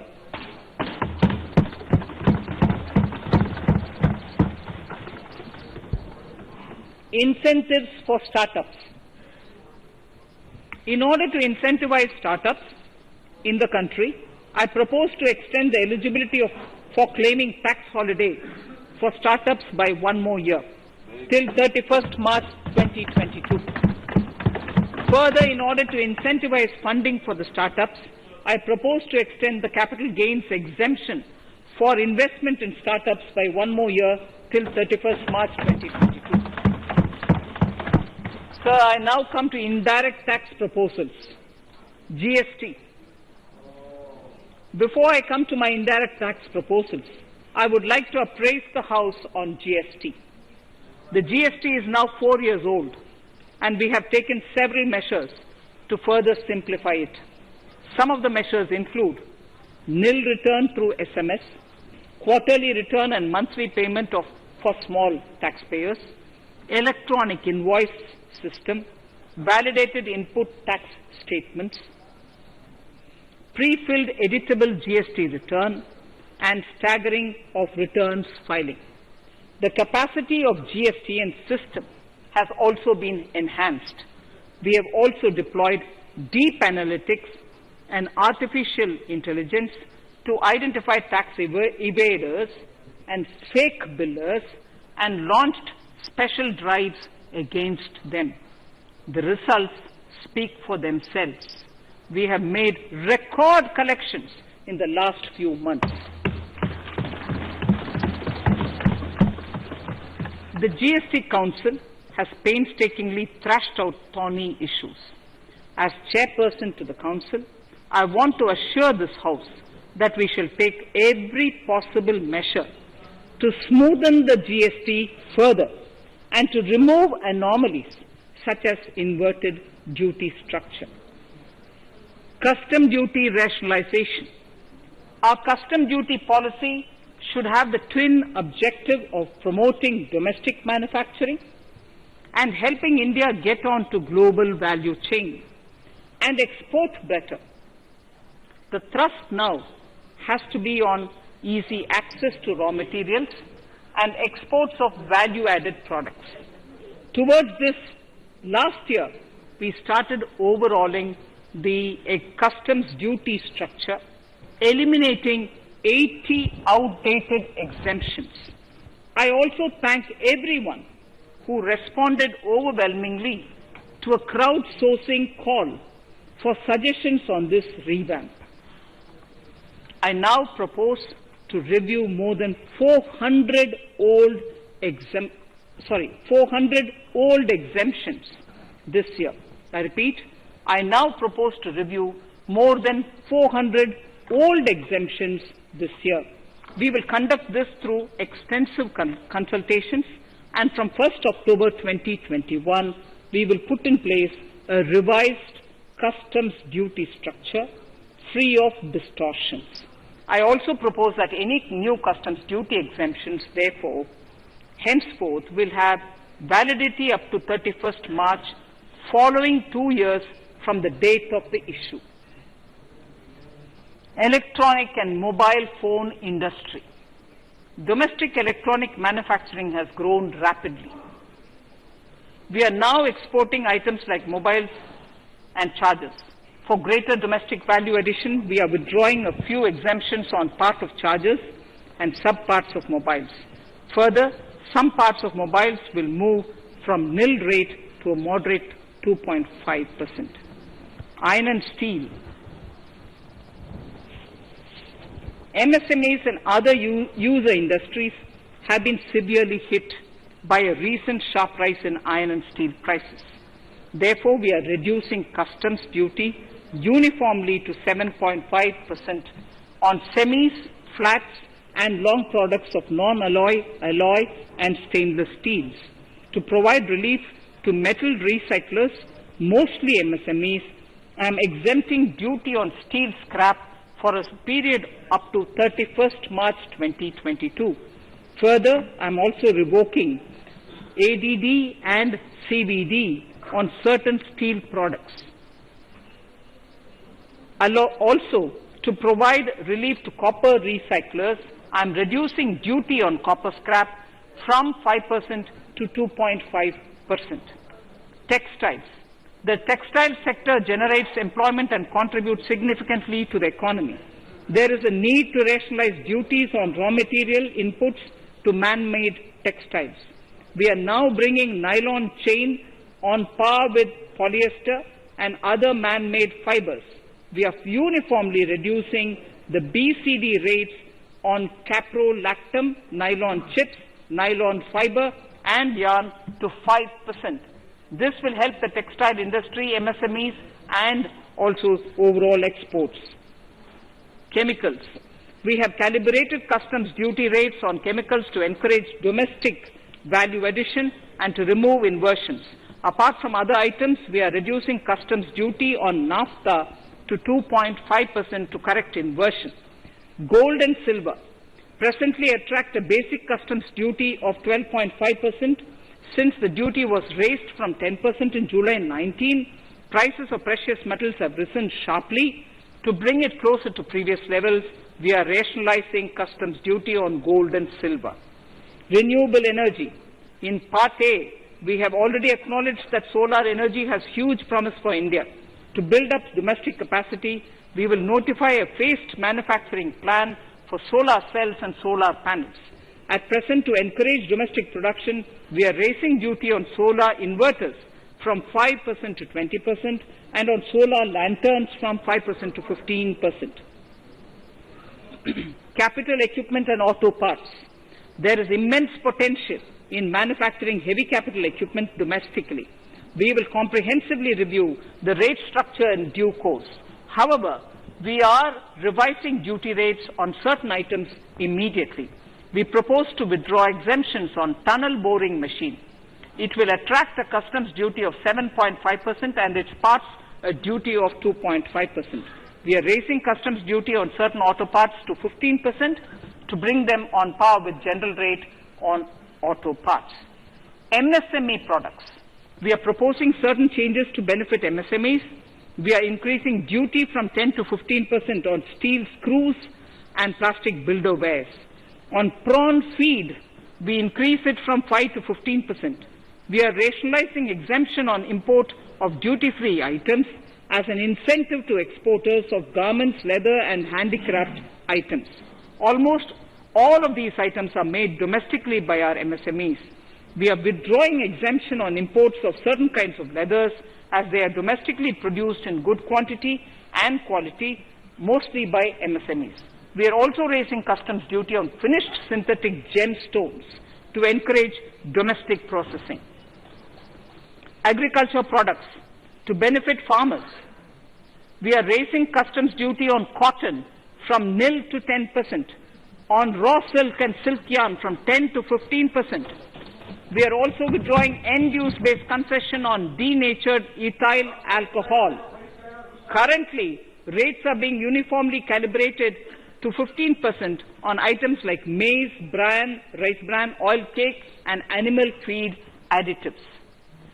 There is an immediate need to improve agricultural infrastructure so that we produce more while also conserving and processing agricultural output efficiently.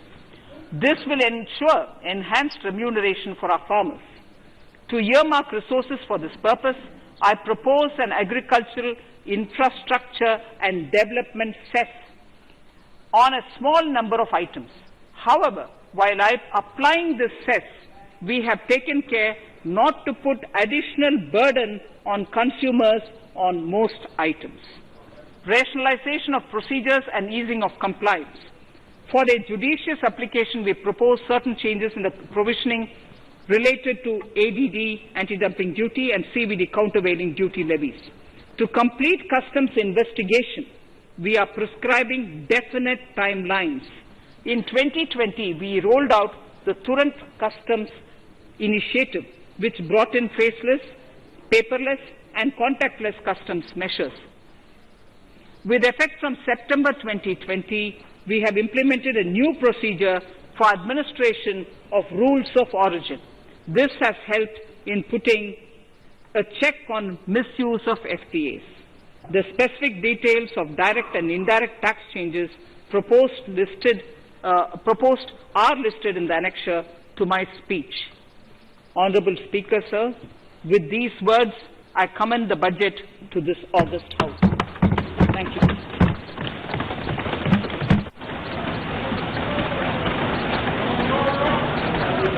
Item number 1, माननीय मंत्री जी, item number 1. Sorry, I don't have it with me. Sir, I wish to place on table the 15th Finance Commission report.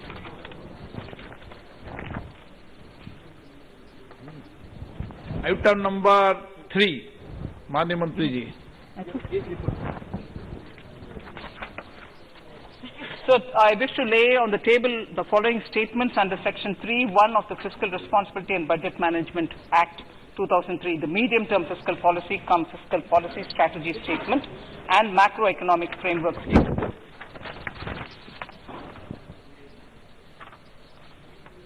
Item number 4. So I wish to seek your permission to move for leave to introduce the Finance Bill 2021. प्रश्न ये कि विधेयक को पुनर्स्थापित करने की अनुमति प्रदान की जाए। जो सदस्य इसके पक्ष में हाँ कहें, जो सदस्य इसके विरोध में ना कहें। मेरे विचार में निर्णय हाँ वालों के पक्ष में हुआ, हाँ वालों के पक्ष हुआ। माननीय मंत्री जी विधेयक को पुनर्स्थापित करें। Shri Prahlad Joshi ji. With your permission, I rise to present the 18th report of Business Advisory Committee. माननीय सदस्यगण, माननीय वित्त मंत्री जी के बजट भाषण की प्रतियां प्रकाशक फलक पर उपलब्ध है। सदस्य अपनी प्रति प्रकाशन फलक से प्राप्त कर सकते हैं। माननीय सदस्यगण, जैसा कि आपको समाचार 2 के माध्यम से पहले सूचित किया जा चुका है कि बजट की प्रतियां आपको मेंबर्स पोर्टल के माध्यम से उपलब्ध कराई जा रही है। सभा की कार्रवाई मंगलवार दिनांक 2 फरवरी 2021 को दोपहर 4 बजे तक के लिए स्थगित की जाती है।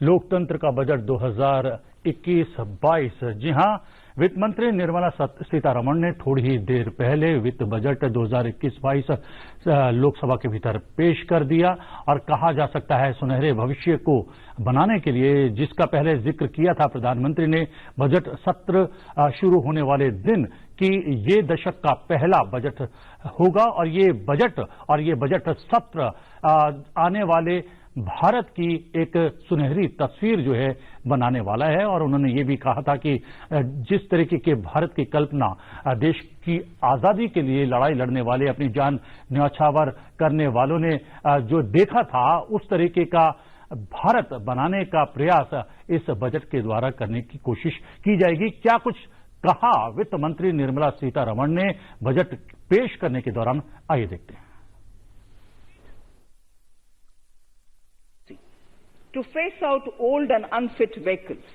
This will help in encouraging fuel-efficient, environment-friendly vehicles, thereby reducing vehicular pollution and oil import bills.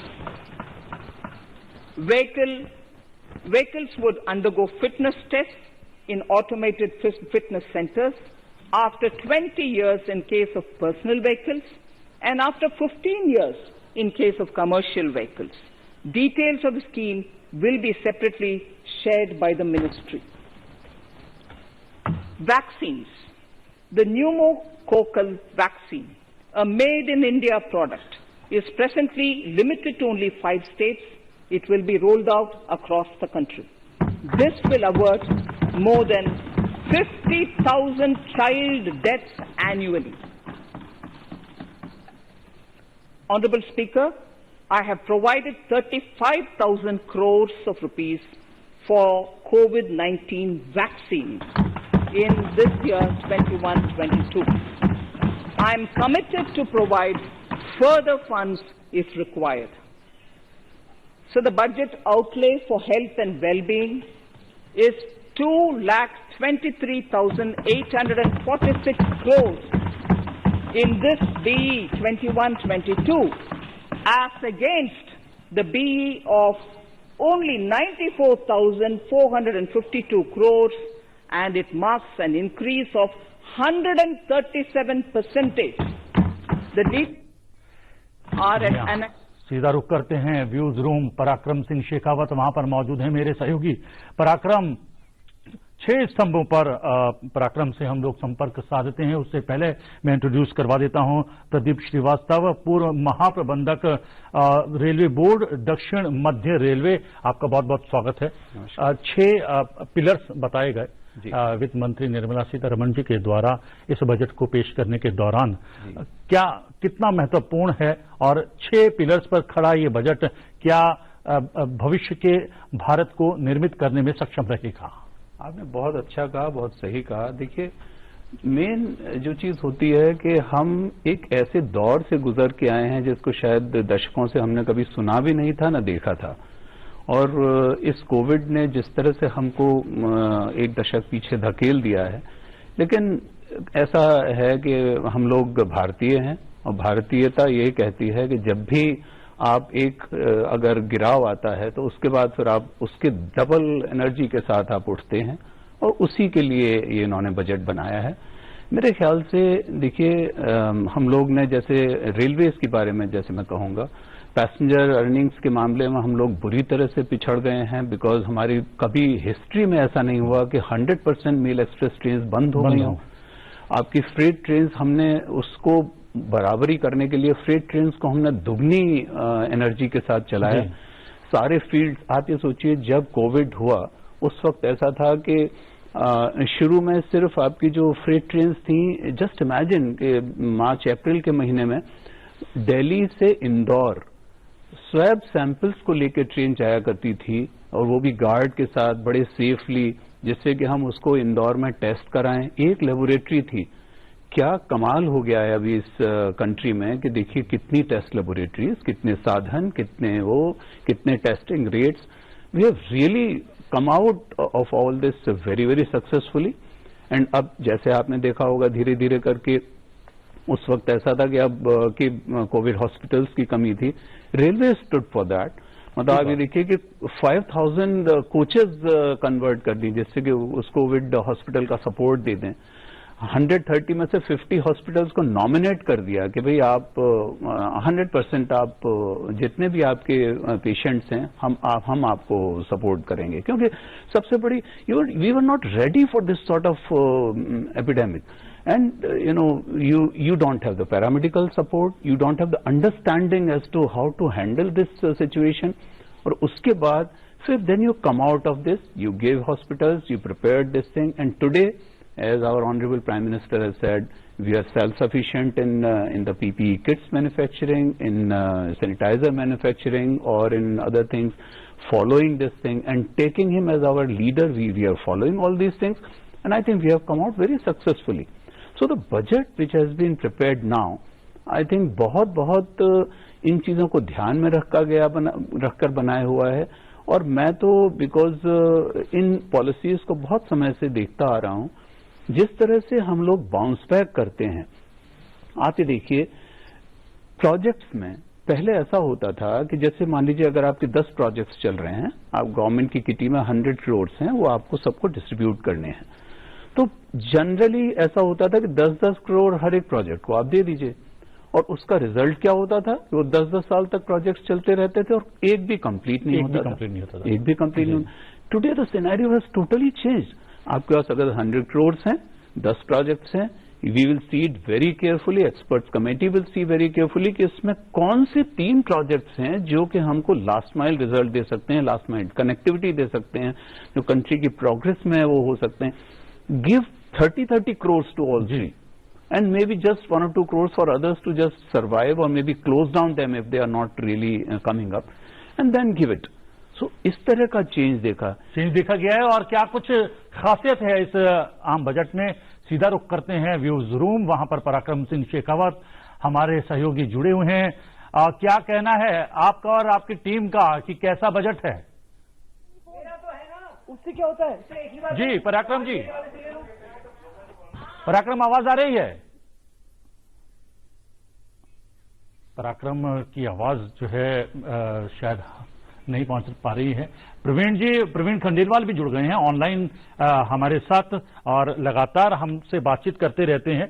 CIT के सेक्रेटरी जनरल हैं प्रवीण जी, बहुत बहुत स्वागत है. एक व्यापार के क्षेत्र को बहुत करीब से जानने, पहचानने और समझने वाले व्यक्ति हैं आप. इस बजट को किस रूप में देखते हैं? देखिए, विपरीत परिस्थितियों में सरकार इस बजट को लेकर के आई है, हमें ये नहीं भूलना चाहिए. और जिस तरह से वित्त मंत्री ने 6 प्राथमिकताओं को रखा है और उसमें जिस तरीके से हर प्राथमिकता के लिए धन का आवंटन किया गया है, वो बहुत सराहनीय है. खासतौर पर यदि हम व्यापार से संबंधित बात करें तो पहले हमें 6 साल से लेकर के 10 साल तक का अकाउंट रखना पड़ता था, जिसको घटा करके वित्त मंत्री ने 3 साल कर दिया. ये एक बहुत बड़ी राहत है देश भर के व्यापारियों के लिए. दूसरी तरफ जिन योजनाओं की घोषणा की गई है, उन योजनाओं में केवल घोषणा नहीं है, इस बार पहली बार मैंने बजट में देखा कि उनके क्रियान्वयन को भी सुनिश्चित करने पर सरकार ने जोर दिया है. जी. तो मुझे लगता है कि कुल मिलाकर के एक टैक्स ऑडिट की जो सीमा है वो 5 करोड़ से बढ़ाकर के 10 करोड़ कर दी गई है. सीनियर सिटीजन्स को 75 साल से ऊपर वाले जो है उनको अब इनकम टैक्स की रिटर्न भरने की जरूरत नहीं है. सोने पर 2.5% कस्टम ड्यूटी कम कर दी है. और ऑटो पार्ट, क्योंकि बड़ी संख्या में चीन से और अन्य देशों से इंपोर्ट होते हैं, उन पर कस्टम ड्यूटी बढ़ा दी है. तो कहीं ना कहीं वो हमारे जो देश में जो सामान बन रहा है उस सामान को प्राथमिकता देने की ये बात कही गई है. और मुझे लगता है कि जो सोच बजट में दिखाई दी है, बजट निश्चित रूप से प्रगतिवादी है, इसमें कोई दो राय नहीं है. स्वास्थ्य के ऊपर 137% का बड़ा खर्चा करना पिछले वर्ष के मुकाबले, ये निश्चित रूप से सरकार की एक हिम्मत है. लेकिन इसमें 2 बातें मैं जरूर कहूंगा कि वित्त मंत्री जी ने ये कहा कि GST सरलीकरण हो गया है. मैं उनकी इस बात से सहमत नहीं हूं. GST सरलीकरण की बजाय बहुत कॉम्प्लिकेटेड हो गया है, जिसको वित्त मंत्री जी को और सरकार को समझने की जरूरत है. दूसरा उन्होंने रिटेल व्यापार, जो देश का 80 लाख करोड़ रुपए का कारोबार है, उस कारोबार को किस तरीके से देश में बढ़ाया जाए, इस बारे में बजट में कुछ नहीं कहा गया है. तो मुझे लगता है कि इन 2 चीजों पर वित्त मंत्री की चूक हुई है. 80 लाख करोड़ के कारोबार में 40 करोड़ से ज्यादा लोग एम्प्लॉय और 8.5 करोड़ व्यापारी इस पे काम करते हैं. जी. और और जिन विषमताओं से वर्तमान में कोविड के कारण से ये लोग जूझ रहे हैं, उनकी तरफ बजट में बिल्कुल भी नहीं ध्यान दिया गया। इस पर ये जरूर कहीं ना कहीं वित्त मंत्री की दूरदर्शिता पर एक बड़ा सवाल खड़ा करता है।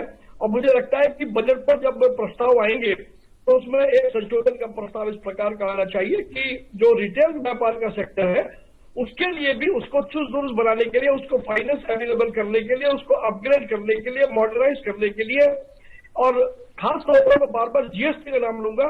जीएसटी जी का जंजाल बन गया है व्यापारियों के लिए, तो उसका सरलीकरण बिल्कुल भी नहीं हुआ है जी। उसके सरलीकरण अविनीत अग्रवाल जी भी हमारे साथ जुड़े हुए हैं।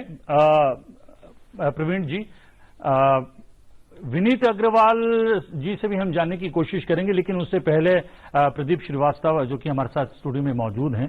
प्रदीप जी, यहां पर आपने रेलवे के लिए कहा कि रेलवे ने किस तरीके से इस कोरोना काल में एक सहयोगात्मक कदम उठाए और कहीं उस वजह से हम कोरोना से जो जंग हमने शुरू की थी उसमें हम जीत कर सामने आए हैं। लेकिन अगर टोटलिटी में देखें तो क्या आपको लगता है कि इस बजट में इंफ्रास्ट्रक्चर पर बहुत ज्यादा जोर दिया गया है और न केवल उसके लिए पैसा एलोकेट करने का प्रावधान रखा गया है, तय समय पर, समय सीमा के अंदर योजनाएं परियोजनाएं शुरू हो और खत्म हो, इसका भी प्रावधान रखा है? बिल्कुल सही कहा आपने। देखिए, किसी भी प्रोजेक्ट के लिए, जैसे जो इंडियन रेलवेज के जो प्रोजेक्ट्स हैं या वैसे भी कोई भी प्रोजेक्ट है, उसमें टाइम ओवररन और कॉस्ट ओवररन, ये दो चीजें बहुत वाइटल हैं। जैसे जैसे टाइम बढ़ता चला जाता है, टाइम ओवररन और कॉस्ट ओवररन से वो प्रोजेक्ट अनवाइबल होता चला जाता है। तो उसी की वजह से जो मैंने आपको एग्जांपल दी, हमको टाइमली प्रोजेक्ट्स को फिनिश करना है। And believe me, Indian railways के जो प्रोजेक्ट्स हैं वो इतने हाईली कैपिटल इंटेंसिटिव प्रोजेक्ट्स हैं। और फॉर एग्जांपल आप इधर अपना जो श्रीनगर बारामूला वगैरह का एक जो बड़े टफ टेरेन्स के अंदर जो काम चल रहा है, आप ये देखिए कि मतलब इतने बड़े बड़े काम जो हो रहे हैं विच runs into 28,000 crore of rupees, उसमें जब तक आप उसे टाइम से नहीं कंप्लीट करेंगे, एंड टू एंड कनेक्टिविटी नहीं दे सकते हैं। कोई पर्सन ए टू बी जाएगा, वहां से फिर वो बस के लिए वेट करेगा, फिर जाएगा, what is the use? Why not we have end to end seamless connectivity? तो उसकी वजह से इंफ्रास्ट्रक्चर पे जो जोर दिया जा रहा है वो बहुत बहुत जरूरी है जी। सूरज हमारे सहयोगी जुड़ गए हैं संसद भवन से जुड़ गए हैं सूरज मोहन झा हमारे सहयोगी। सूरज, 6 स्तंभ, 6 पिलर्स पर खड़ा है ये बजट, ये कहा गया वित्त मंत्री के द्वारा, कितना जो है ये 6 स्तंभ कितने मजबूत हैं या फिर हमारी अर्थव्यवस्था को कितना मजबूत कर पाएंगे? बिल्कुल पृथ्वी, जिस तरह से वित्त मंत्री निर्मला सीतारमण ने बजट पेश किया था, उन्होंने बताया कि पिछला साल काफी संकटों वाला गुजरा है। अगर हम आर्थिक लिहाज से बात करें, ऐसे में इस बजट की अहमियत काफी बढ़ जाती है। और उन्होंने प्रधानमंत्री नरेंद्र मोदी द्वारा गरीबों को जो कैश दिया गया और पूरे लॉकडाउन और कोरोना काल के अंदर जो राशन फ्री में दिया गया उसका जिक्र किया और इस पर काफी मत खर्चा हुआ। कोरोना काल के दौरान ही 5 मिनी बजट पेश किए गए, उसका जिक्र किया गया और 6 स्तंभों की बात की गई, जिसमें आत्मनिर्भर भारत की बात है, स्वस्थ भारत योजना की बात है और वैक्सीनेशन को लेकर उन्होंने बात की। प्रतिबिंब बजट को लेकर ही हमारे साथ बातचीत करने के लिए भारतीय जनता पार्टी के उत्तर प्रदेश गोरखपुर से सांसद रविकिशन जी मौजूद हैं, उनसे जानते हैं। रविकिशन जी, जिस तरह का बजट पेश हुआ, पूरा पिछला साल काफी संकटों वाला और चुनौतीपूर्ण रहा, उसी चुनौती से अवसर ढूंढने और आत्मनिर्भर भारत के अभियान को आगे बढ़ाने वाला बजट कहा जा रहा है, आप किस तरह देख रहे हैं? बहुत ही शानदार बजट रहा। देखिए, हर तबके को ध्यान में रख के प्रधानमंत्री जी, वित्त मंत्री जी ने इस बजट को पारित किया और बहुत खुशी हुई मुझे कि छोटी छोटी चीजें, जिसको कहते हैं ना कि जब मैं अंदर बैठा था, जब वो बजट पढ़ रही थी वित्त मंत्री जी, तो मैं सोच रहा था कि कैसे हर सेक्टर को, जैसे इमेजिन, और मैं सारे पॉइंट नोट डाउन कर रहा था कि शिपिंग से लेके, स्मॉल टैक्स पेयर से लेके, वाटर, रोड, सड़क, ब्रिजेस, एमएसएमई, छोटे व्यापारी, रेडी पट्टी वाले, मछली व्यापार में जो हैं, जो फिशरमैन, शिपिंग इंडस्ट्री से लेके, हाईवेज, रोड्स, आसाम को लेके, वेस्ट बंगाल को लेके, तो देश के हर पॉकेट, एविएशन से लेके इतना स्ट्रांग, जैसे कहते हैं ना कि प्रॉपरली, जैसे प्रधानमंत्री जैसे उनका एक सपना होता है कि चारों तरफ से चौमुख तरीके से मेरा देश कैसे अंदरूनी बाहर मजबूत हो और एक सुपर पावर बने, उस तरह का budget, very well plan, very well choreograph, very well sketched, बहुत ही शानदार बजट। सबसे मुझे टच जो किया वो था कि उज्ज्वला गैस की योजना को, प्रधानमंत्री जी की जो सबसे सुंदर योजना जिससे 9 करोड़ लोगों को अभी तक फायदा, उसमें 1 करोड़ वापस से दोबारा वो योजना होगी, तो जो लोग छूट गए थे उस योजना से उनको मिलेगा, तो ये बहुत शानदार रहा।